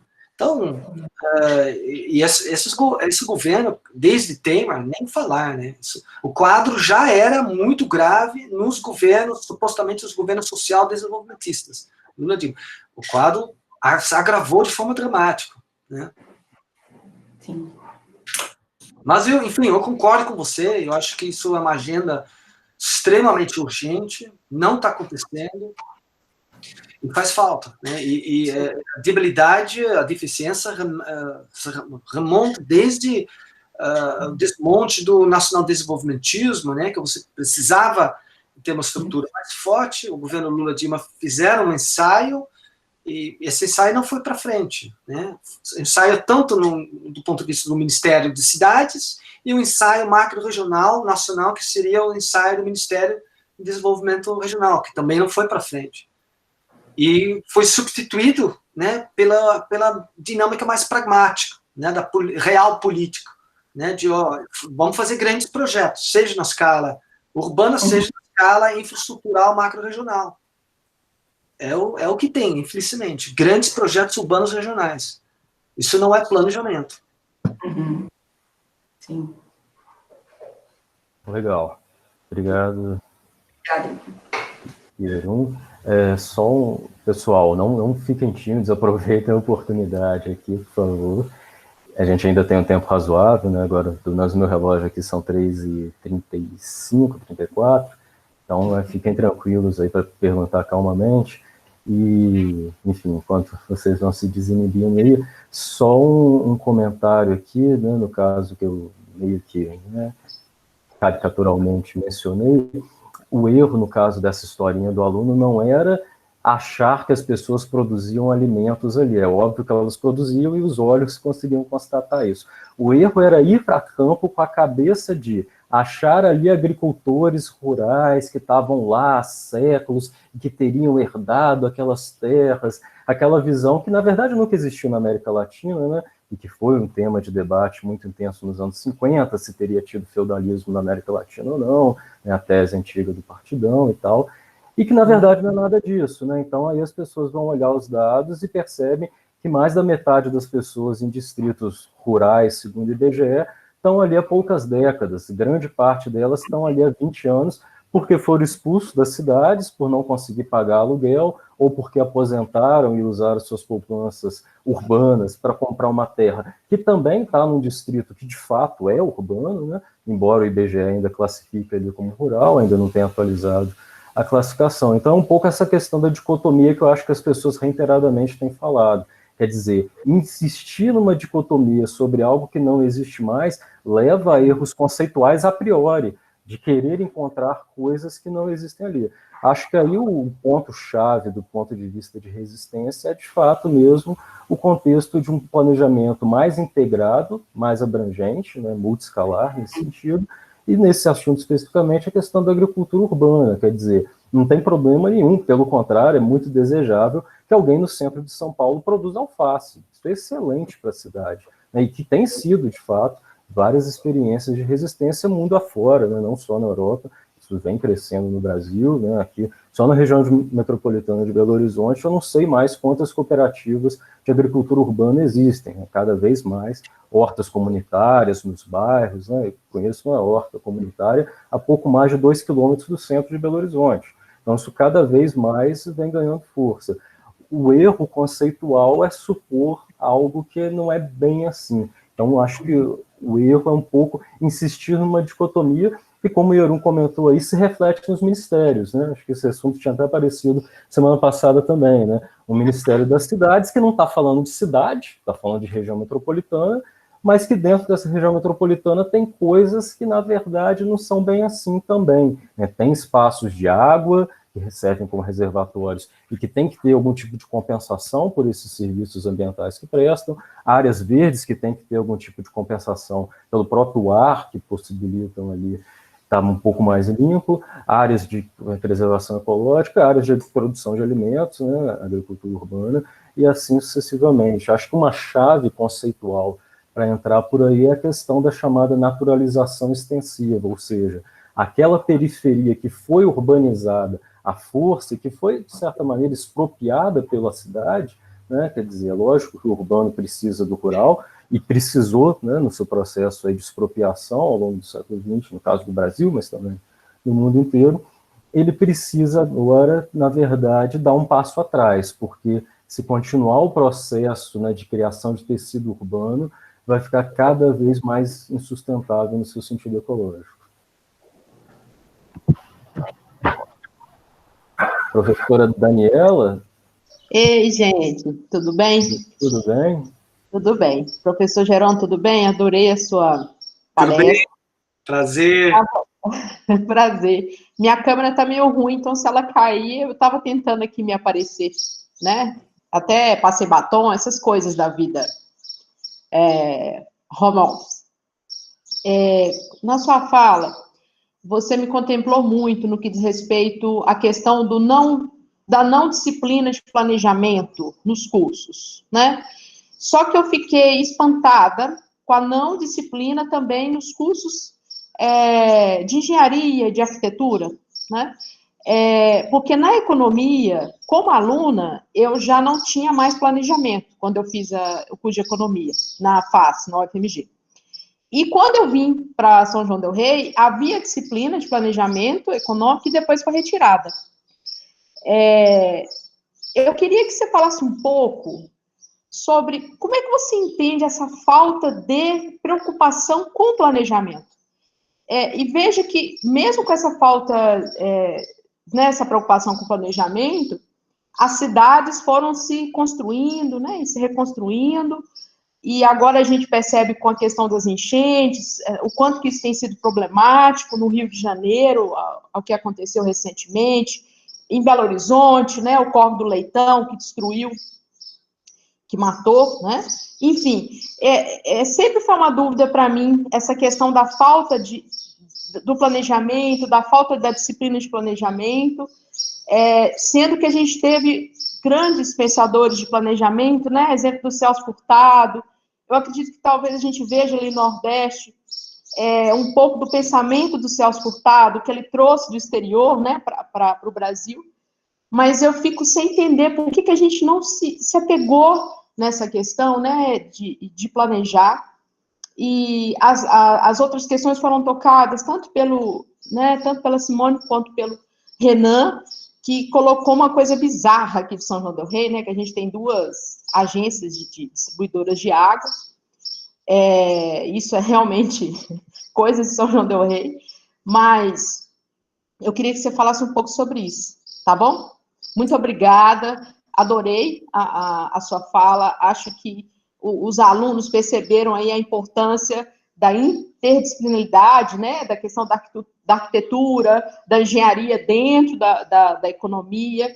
Eles têm muita coisa para trabalhar aqui em São João del Rei, na região, não só colocando as mazelas, mas também propondo, né, isso que realmente é interessante, a proposição, ser mais propositivo nesse sentido. Obrigada. Obrigado, Daniela, pela pergunta muito, muito boa. Bom, minha percepção, né, por que isso aconteceu, né, essa lacuna do ensino do planejamento nos diversos cursos, nas diversas áreas, mas principalmente arquitetura e engenharia. O caráter, assim, na melhor das hipóteses, o caráter muito disperso, né. Eu acho que, por exemplo, arquitetura e urbanismo, como, assim, pouquíssimas exceções, né? O pessoal da USP, a USP tem algumas disciplinas tentando dialogar melhor com dinâmicas de produção do espaço, enfim.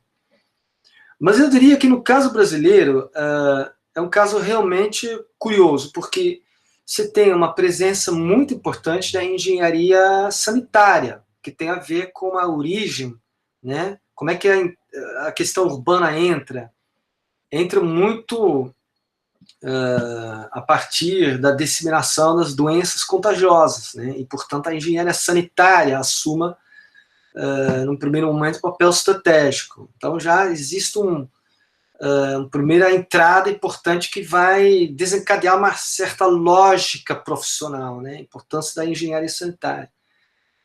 Também, a partir, isso Vilaça aponta com muita clareza, a partir da industrialização e urbanização, mais ou menos 1930, né, que acontece?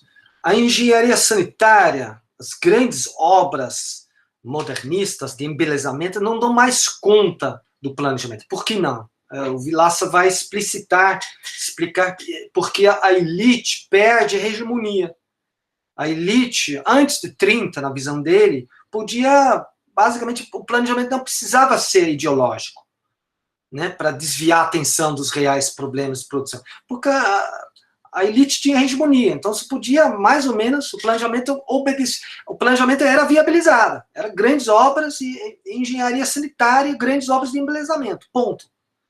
as coisas mudam em 1930, e aí o arquiteto entra com mais peso, a partir do projeto, a partir do plano, que não é um plano, assim, no sentido europeu, né? Então, ele entra a partir de um plano no sentido muito mais de um projeto, né? De um plano que dialoga com a escala do projeto. Então, eu diria que o planejamento acaba nessa configuração histórica, né? Que, veja só, não que você não tem planejamento. Você tem planejamento no Brasil.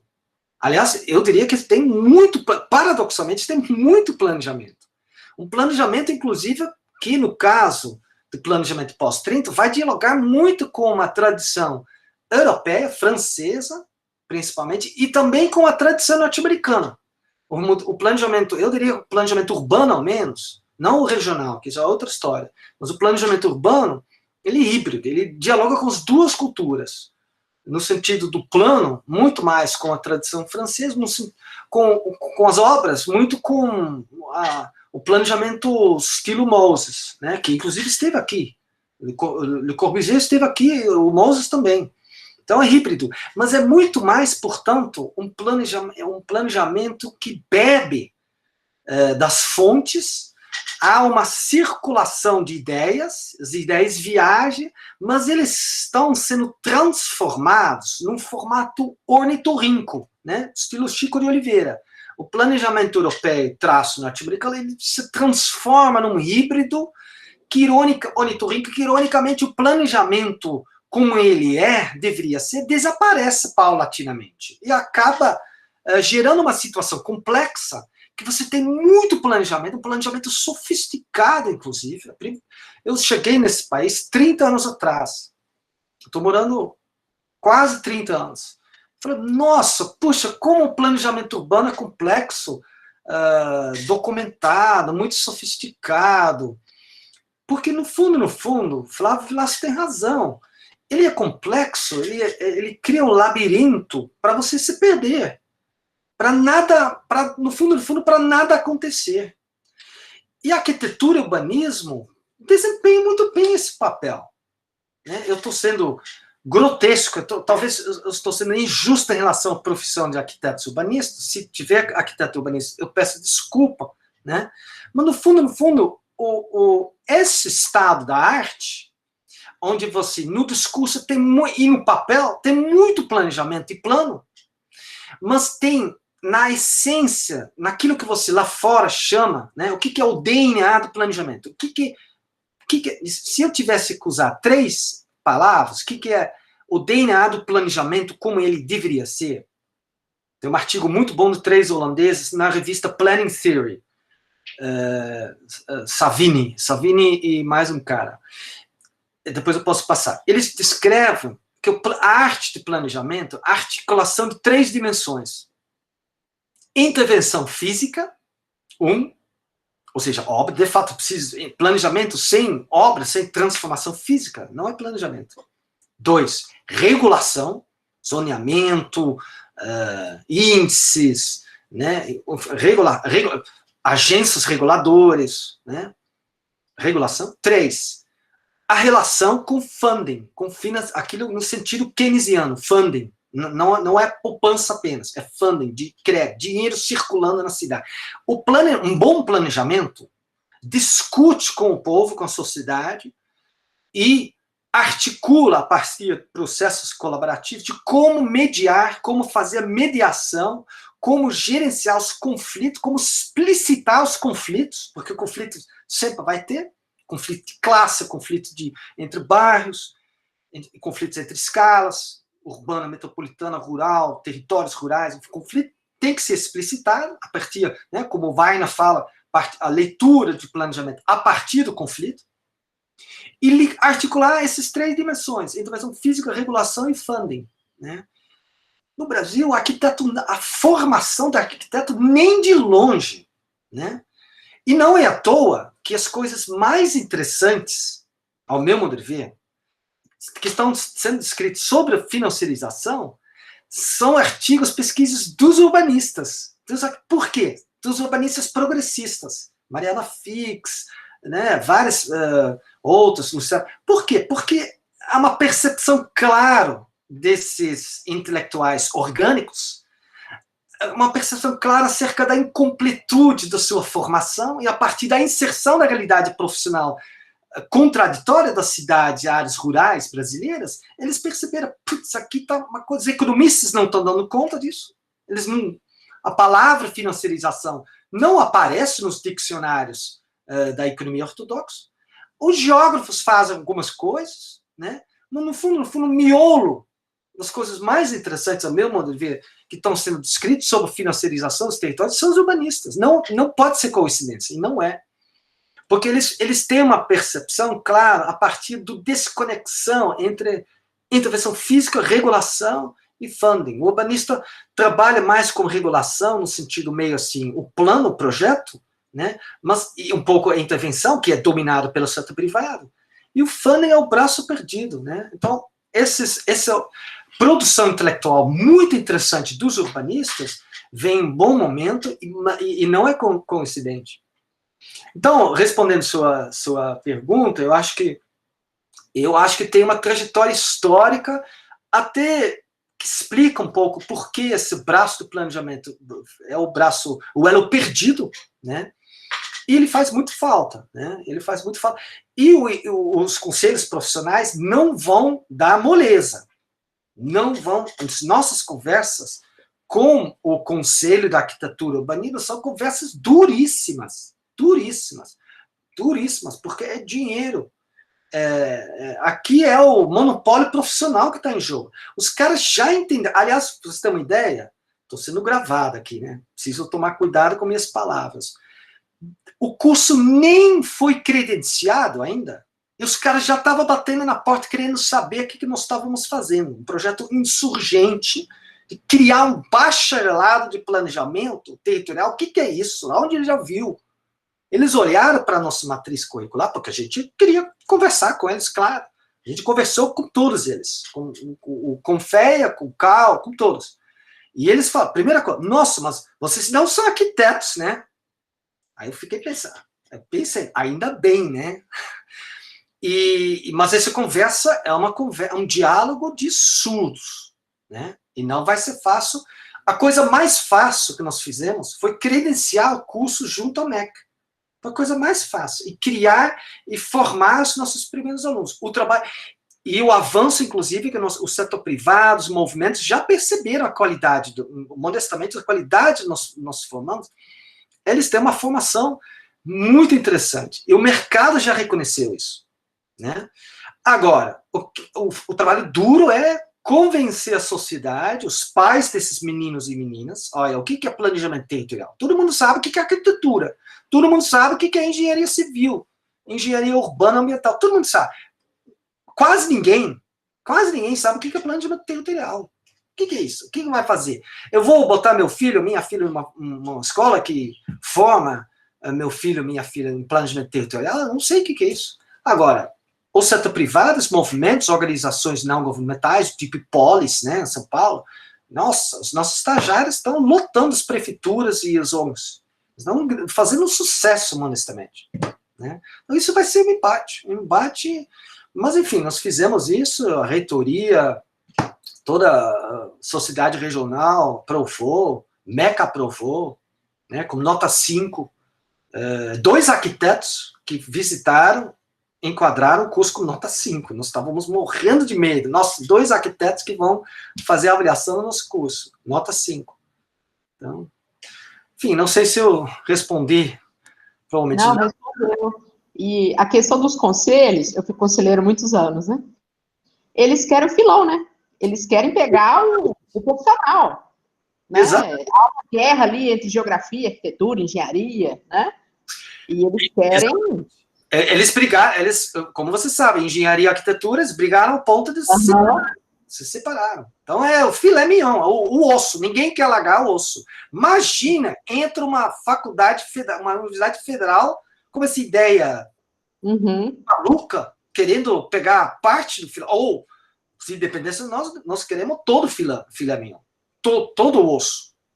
Porque, modestamente, a nossa matriz curricular exatamente a formação do planejador, ou seja, a leitura do território a partir das engenharias, a partir das ciências sociais aplicadas, ou seja, ele vai ser um profissional interdisciplinar. Ele comunica com o engenheiro, dialoga com o economista, faz um diálogo com o projetista. Ele é um generalista que, durante sua vida profissional, ele vai acumulando, vai passando por processos dinâmicos de aprendizagem. É assim que qualquer ambiente onde existem planejadores foi assim. Né? Então, ele não é um engenheiro, ele não é um arquiteto, ele não é um urbanista. Ele é um planejador. Né? E ele tem como coordenar planos diretores, planos regionais. Isso é o fim do pecado, como você falou, para os conselhos profissionais. Eles não aceitam isso. Uhum. Obrigada. Interessante, meu caro. Só emendar um comentário rapidíssimo. É muito curioso como essas coisas vão se entrelaçando, né? Porque essa semana mesmo um amigo meu, que é dono de uma consultoria, me manda exatamente assim no WhatsApp. Estou em busca de um economista meio torto para um trabalho de consultoria. Então é isso, né? Os economistas normais, ortodoxos, não dão conta, os arquitetos passaram longe, os geógrafos estão falando de outras coisas, os engenheiros de outras coisas ainda. Então não tem um blind spot aí do planejamento no Brasil. A gente tem aqui no chat 2 perguntas sobre mobilidade, da Aline e da Kátia, um pouco aí sobre planejamento na perspectiva da mobilidade urbana. A Aline falou dos grandes centros, mas eu acho, né, que se poderia comentar até mais amplamente isso, não só para os grandes centros. O Evandro ligou ali a câmera dele, acho que ele tem algum comentário, Evandro? Tem sim, né? Evandro é uma espécie curiosa nessa nossa conversa, que é um economista que foi fazer mestrado na arquitetura, curioso para ouvir, e agora trabalha com política social no Estado. E o Éder faz uma terceira questão, ou quarta aqui, terceira, na verdade, né? Você consegue acompanhar, Iron, no chat, as questões também? Ele comenta aqui que leu um artigo do Edward Manson e que ele discute principalmente em países subdesenvolvidos que o planejamento é muito consagrado, mas a recíproca não é necessariamente verdadeira para a execução plena desse planejamento. Acho que é um pouco o ponto do Flávio Vilaça sendo reforçado aí. Mas, enfim, um pouco essas 3 questões, né? A mobilidade urbana, o planejamento não saindo do papel. E, Evandro, por favor. Boa tarde, né? Agradeço o convite do Renan aí para poder participar. É bom, né? Eu tô até deu uma fuga do trabalho para poder vir aqui acompanhar e, né, a gente tenta sempre manter o pé assim nas discussões acadêmicas para se manter atualizado, né? Vocês estão me ouvindo bem, né? Só para ter certeza. Enfim, eu saí da academia tem pouco tempo, né, como estudante, e hoje estou trabalhando no governo do Estado, né, com política habitacional, né, política habitacional a nível de Estado é uma coisa meio abstrata, né, assim, e a gente já sempre acaba chegando um pouco numa lógica, né, de planejamento regional, esse planejamento territorial, né, como a gente está comentando aqui, né, é meio difícil você conceber alguma benfeitoria urbana, assim, a nível de Estado, sem pensar nessa questão regional, né, de regionalização das coisas, né, das atuações. Enfim, como o Renan comentou, né, eu também fiz meu mestrado na arquitetura e urbanismo, né, então eu compartilho um pouco com o professor Geron aí essas impressões sobre arquitetura e urbanismo. E aí, enfim, só fazer um comentário rápido sobre isso, né, eu tenho a impressão de que há uma certa também, uma certa dificuldade, assim, né, dos urbanistas de lidar com, né, enfim, os arquitetos urbanistas, que são, né, detentores do conhecimento de ponta da área, de lidar com a urbanização brasileira, né, eu acho que justamente pelo comando, né, da financiarização, que a gente está discutindo aqui como o tema, né, hoje.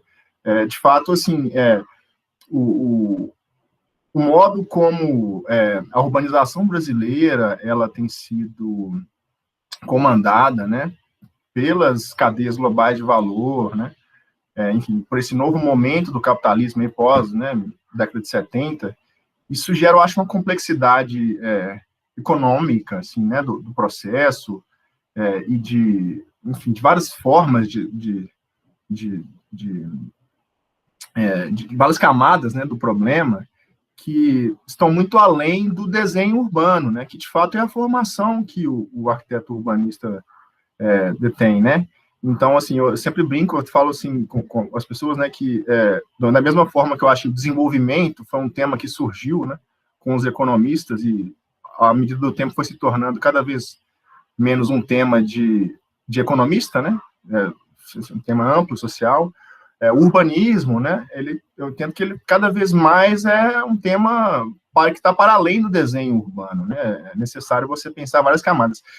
E no caso, né, da urbanização brasileira, eu compreendo que a financiarização, digamos assim, né, esse comando por cadeias globais de valor e a dominância, né, do capital portador de juros, aí, que a gente tem falado, né, nesse processo, ele cria um véu, assim, realmente, sabe, sobre como que a urbanização acontece. Então, até assim, né, por esse comentário aqui, a gente dialoga um pouco também com o Renan e desculpa, o professor, esqueci o nome, comentaram sobre, né, a questão do rural, né, como que a gente, também, no planejamento brasileiro, a gente tem esse estigma, né, do rural como aquela coisa intocada, né, que existia aqui, um tradicional, quando, na verdade, o rural, enfim, né, o perfil do pequeno município brasileiro, né, enfim, dos núcleos de aglomeração, os pequenos núcleos de aglomeração urbana no interior, eles são totalmente formados a partir de processos globais, assim, né, da cadeia global de valor enfim, da cana-de-açúcar, enfim, da extração de minério aqui em Minas Gerais, né, da soja em Goiás, né? Então, assim, essas são as formações. Então, eu assim, né, para resumir, então, eu vejo esse ponto, assim, eu acho que é muito interessante a gente pensar, talvez, um pouco por aí, sabe? Como que talvez exista esse véu, né, no urbanismo brasileiro, que a gente precisa desvendar, especialmente os economistas, eu acho que tem muito a contribuir com isso, né, desmistificando um pouco esse comando financeiro da urbanização, né, concreta no território. Enfim. Obrigado, Evandro. Jeroen, só antes de você entrar, se você parar de compartilhar sua tela, acho que a visualização fica um pouco melhor aqui das nossas carinhas. Perfeito. Fica à vontade aí para comentar as questões. Eu tenho que encerrar, né? Porque vocês têm um limite, né? Vou tentar ser objetivo. Primeiro, ponto de mobilidade. É uma tragédia clássica, né? Não precisa ir longe. As revoltas de 2013 foram desencadeadas inicialmente pela queixa e pela reivindicação para algo melhor em torno da questão da mobilidade urbana, né? O movimento de passe livre, não foram aqueles 20 centavos. 2, eu acho um descompasso histórico estrutural entre o comando do planejamento das redes de infraestrutura, principalmente mobilidade e saneamento, né? Mas mobilidade, por exemplo, as secretarias estaduais têm um papel realmente muito importante a partir das autarquias, né, sobre mobilidade, um papel bem menor para os municípios, e, de outro lado, o uso e ocupação do solo, né, então há um descompasso estrutural gritante, né, e os dados mostram, né, isso ficou muito claro em 2013, né, comparando os dados do censo de 2010, 2000 e 2010, os deslocamentos pendulares aumentando, né, e a duração desses movimentos pendulares também crescendo exponencialmente. Então, mobilidade em transporte público a pé, péssimas condições, gerou revolta, né? Então, isso é um problema estrutural que precisa de uma abordagem que vai além da engenharia de transporte, vai além de um planejamento do uso e ocupação do solo. Trata-se, portanto, de politizar isso, de conectar esses circuitos do planejamento, politizar e trabalhar isso no contexto, vale lembrar, no contexto da pandemia, né? De reinventar as economias da aglomeração. Todas as vantagens das grandes cidades foram baseadas nas economias da aglomeração. o tema da mobilidade nesse mundo, né, vai ser central, de como compatibilizar a mobilidade num mundo que precisa desacelerar e densificar a metrópole, né? E, portanto, isso tem um rebatimento sobre o padrão de financiamento da mobilidade, tarifa, etc, etc. Então, prato cheio, tema central da mobilidade. Nunca foi resolvido e agora assume uma complexidade maior. Essas foram as duas primeiras, né? A questão estrutural e a questão da mobilidade. Eu acho que eu não matei a Kátia, mas eu matei a pergunta da Kátia e dialoguei com a outra também, com a Aline, né? A questão da implementação, eu acho que essa, eu acho que já conversamos, né? O planejamento no Brasil não é para ser implementado.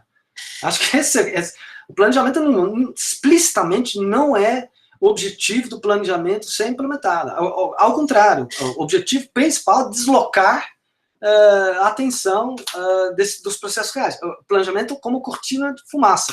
E a modelagem é a ser pesquisada. Essa é uma hipótese da minha pesquisa. A modelagem financeira e econômica, modelagem dos PPPs, modelagem das concessões, a modelagem da tarifação na água.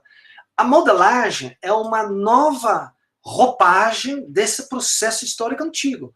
E, portanto, a performatividade se pode ler, né, como se fosse uma nova roupagem ideológica do planejamento. Bom, eu acho que, eu concordo, inclusive, com todas as colocações da Evandro, né, a necessidade de ampliar a formação da arquitetura urbanista. É isso que nós estamos tentando fazer no nosso bacharelado de planejamento territorial. Ele recebe uma formação boa na economia urbana, economia do território. Ele, evidentemente, dialoga com o conhecimento do engenheiro, com as redes, com técnicas de cartografia, tem um módulo de síntese desses conhecimentos, porque a interdisciplinaridade não nasce do nada, nasce a partir de um bom conhecimento das disciplinas. Portanto, um pouco de economia, de sociologia, de geografia, um pouco, sim, de urbanismo, de ciências ambientais, né? E a partir de um bom embasamento nas áreas, nasce, portanto, uma abordagem interdisciplinar, que eu acho que dialoga bastante com a colocação do Evandro, né? A necessidade de ampliar a formação da arquiteto, urbanista e engenheiro. Da minha parte, eu acho que é isso. Eu queria, inclusive, agradecer muito o convite de vocês, do Renan, e agradecer também a troca de ideias aqui, que é sempre muito bom. Mas eu vou cobrar vocês o convite posteriormente, na retomada, que chega logo, né? A vacina chinesa, russa, inglesa, qualquer que seja a nacionalidade dessa vacina. Assim que essa vacina chegar, eu conto com o convite de vocês para repetir talvez essa dinâmica, né? Numa sexta-feira, e depois a gente faz uma confraternização em loco na bela cidade de São João. Legal, obrigadíssimo, meu caro, e agradeço aí ao pessoal. Esse vídeo, então, vai lá para a nossa conta no YouTube e a gente vai encerrando aqui. Obrigado, pessoal.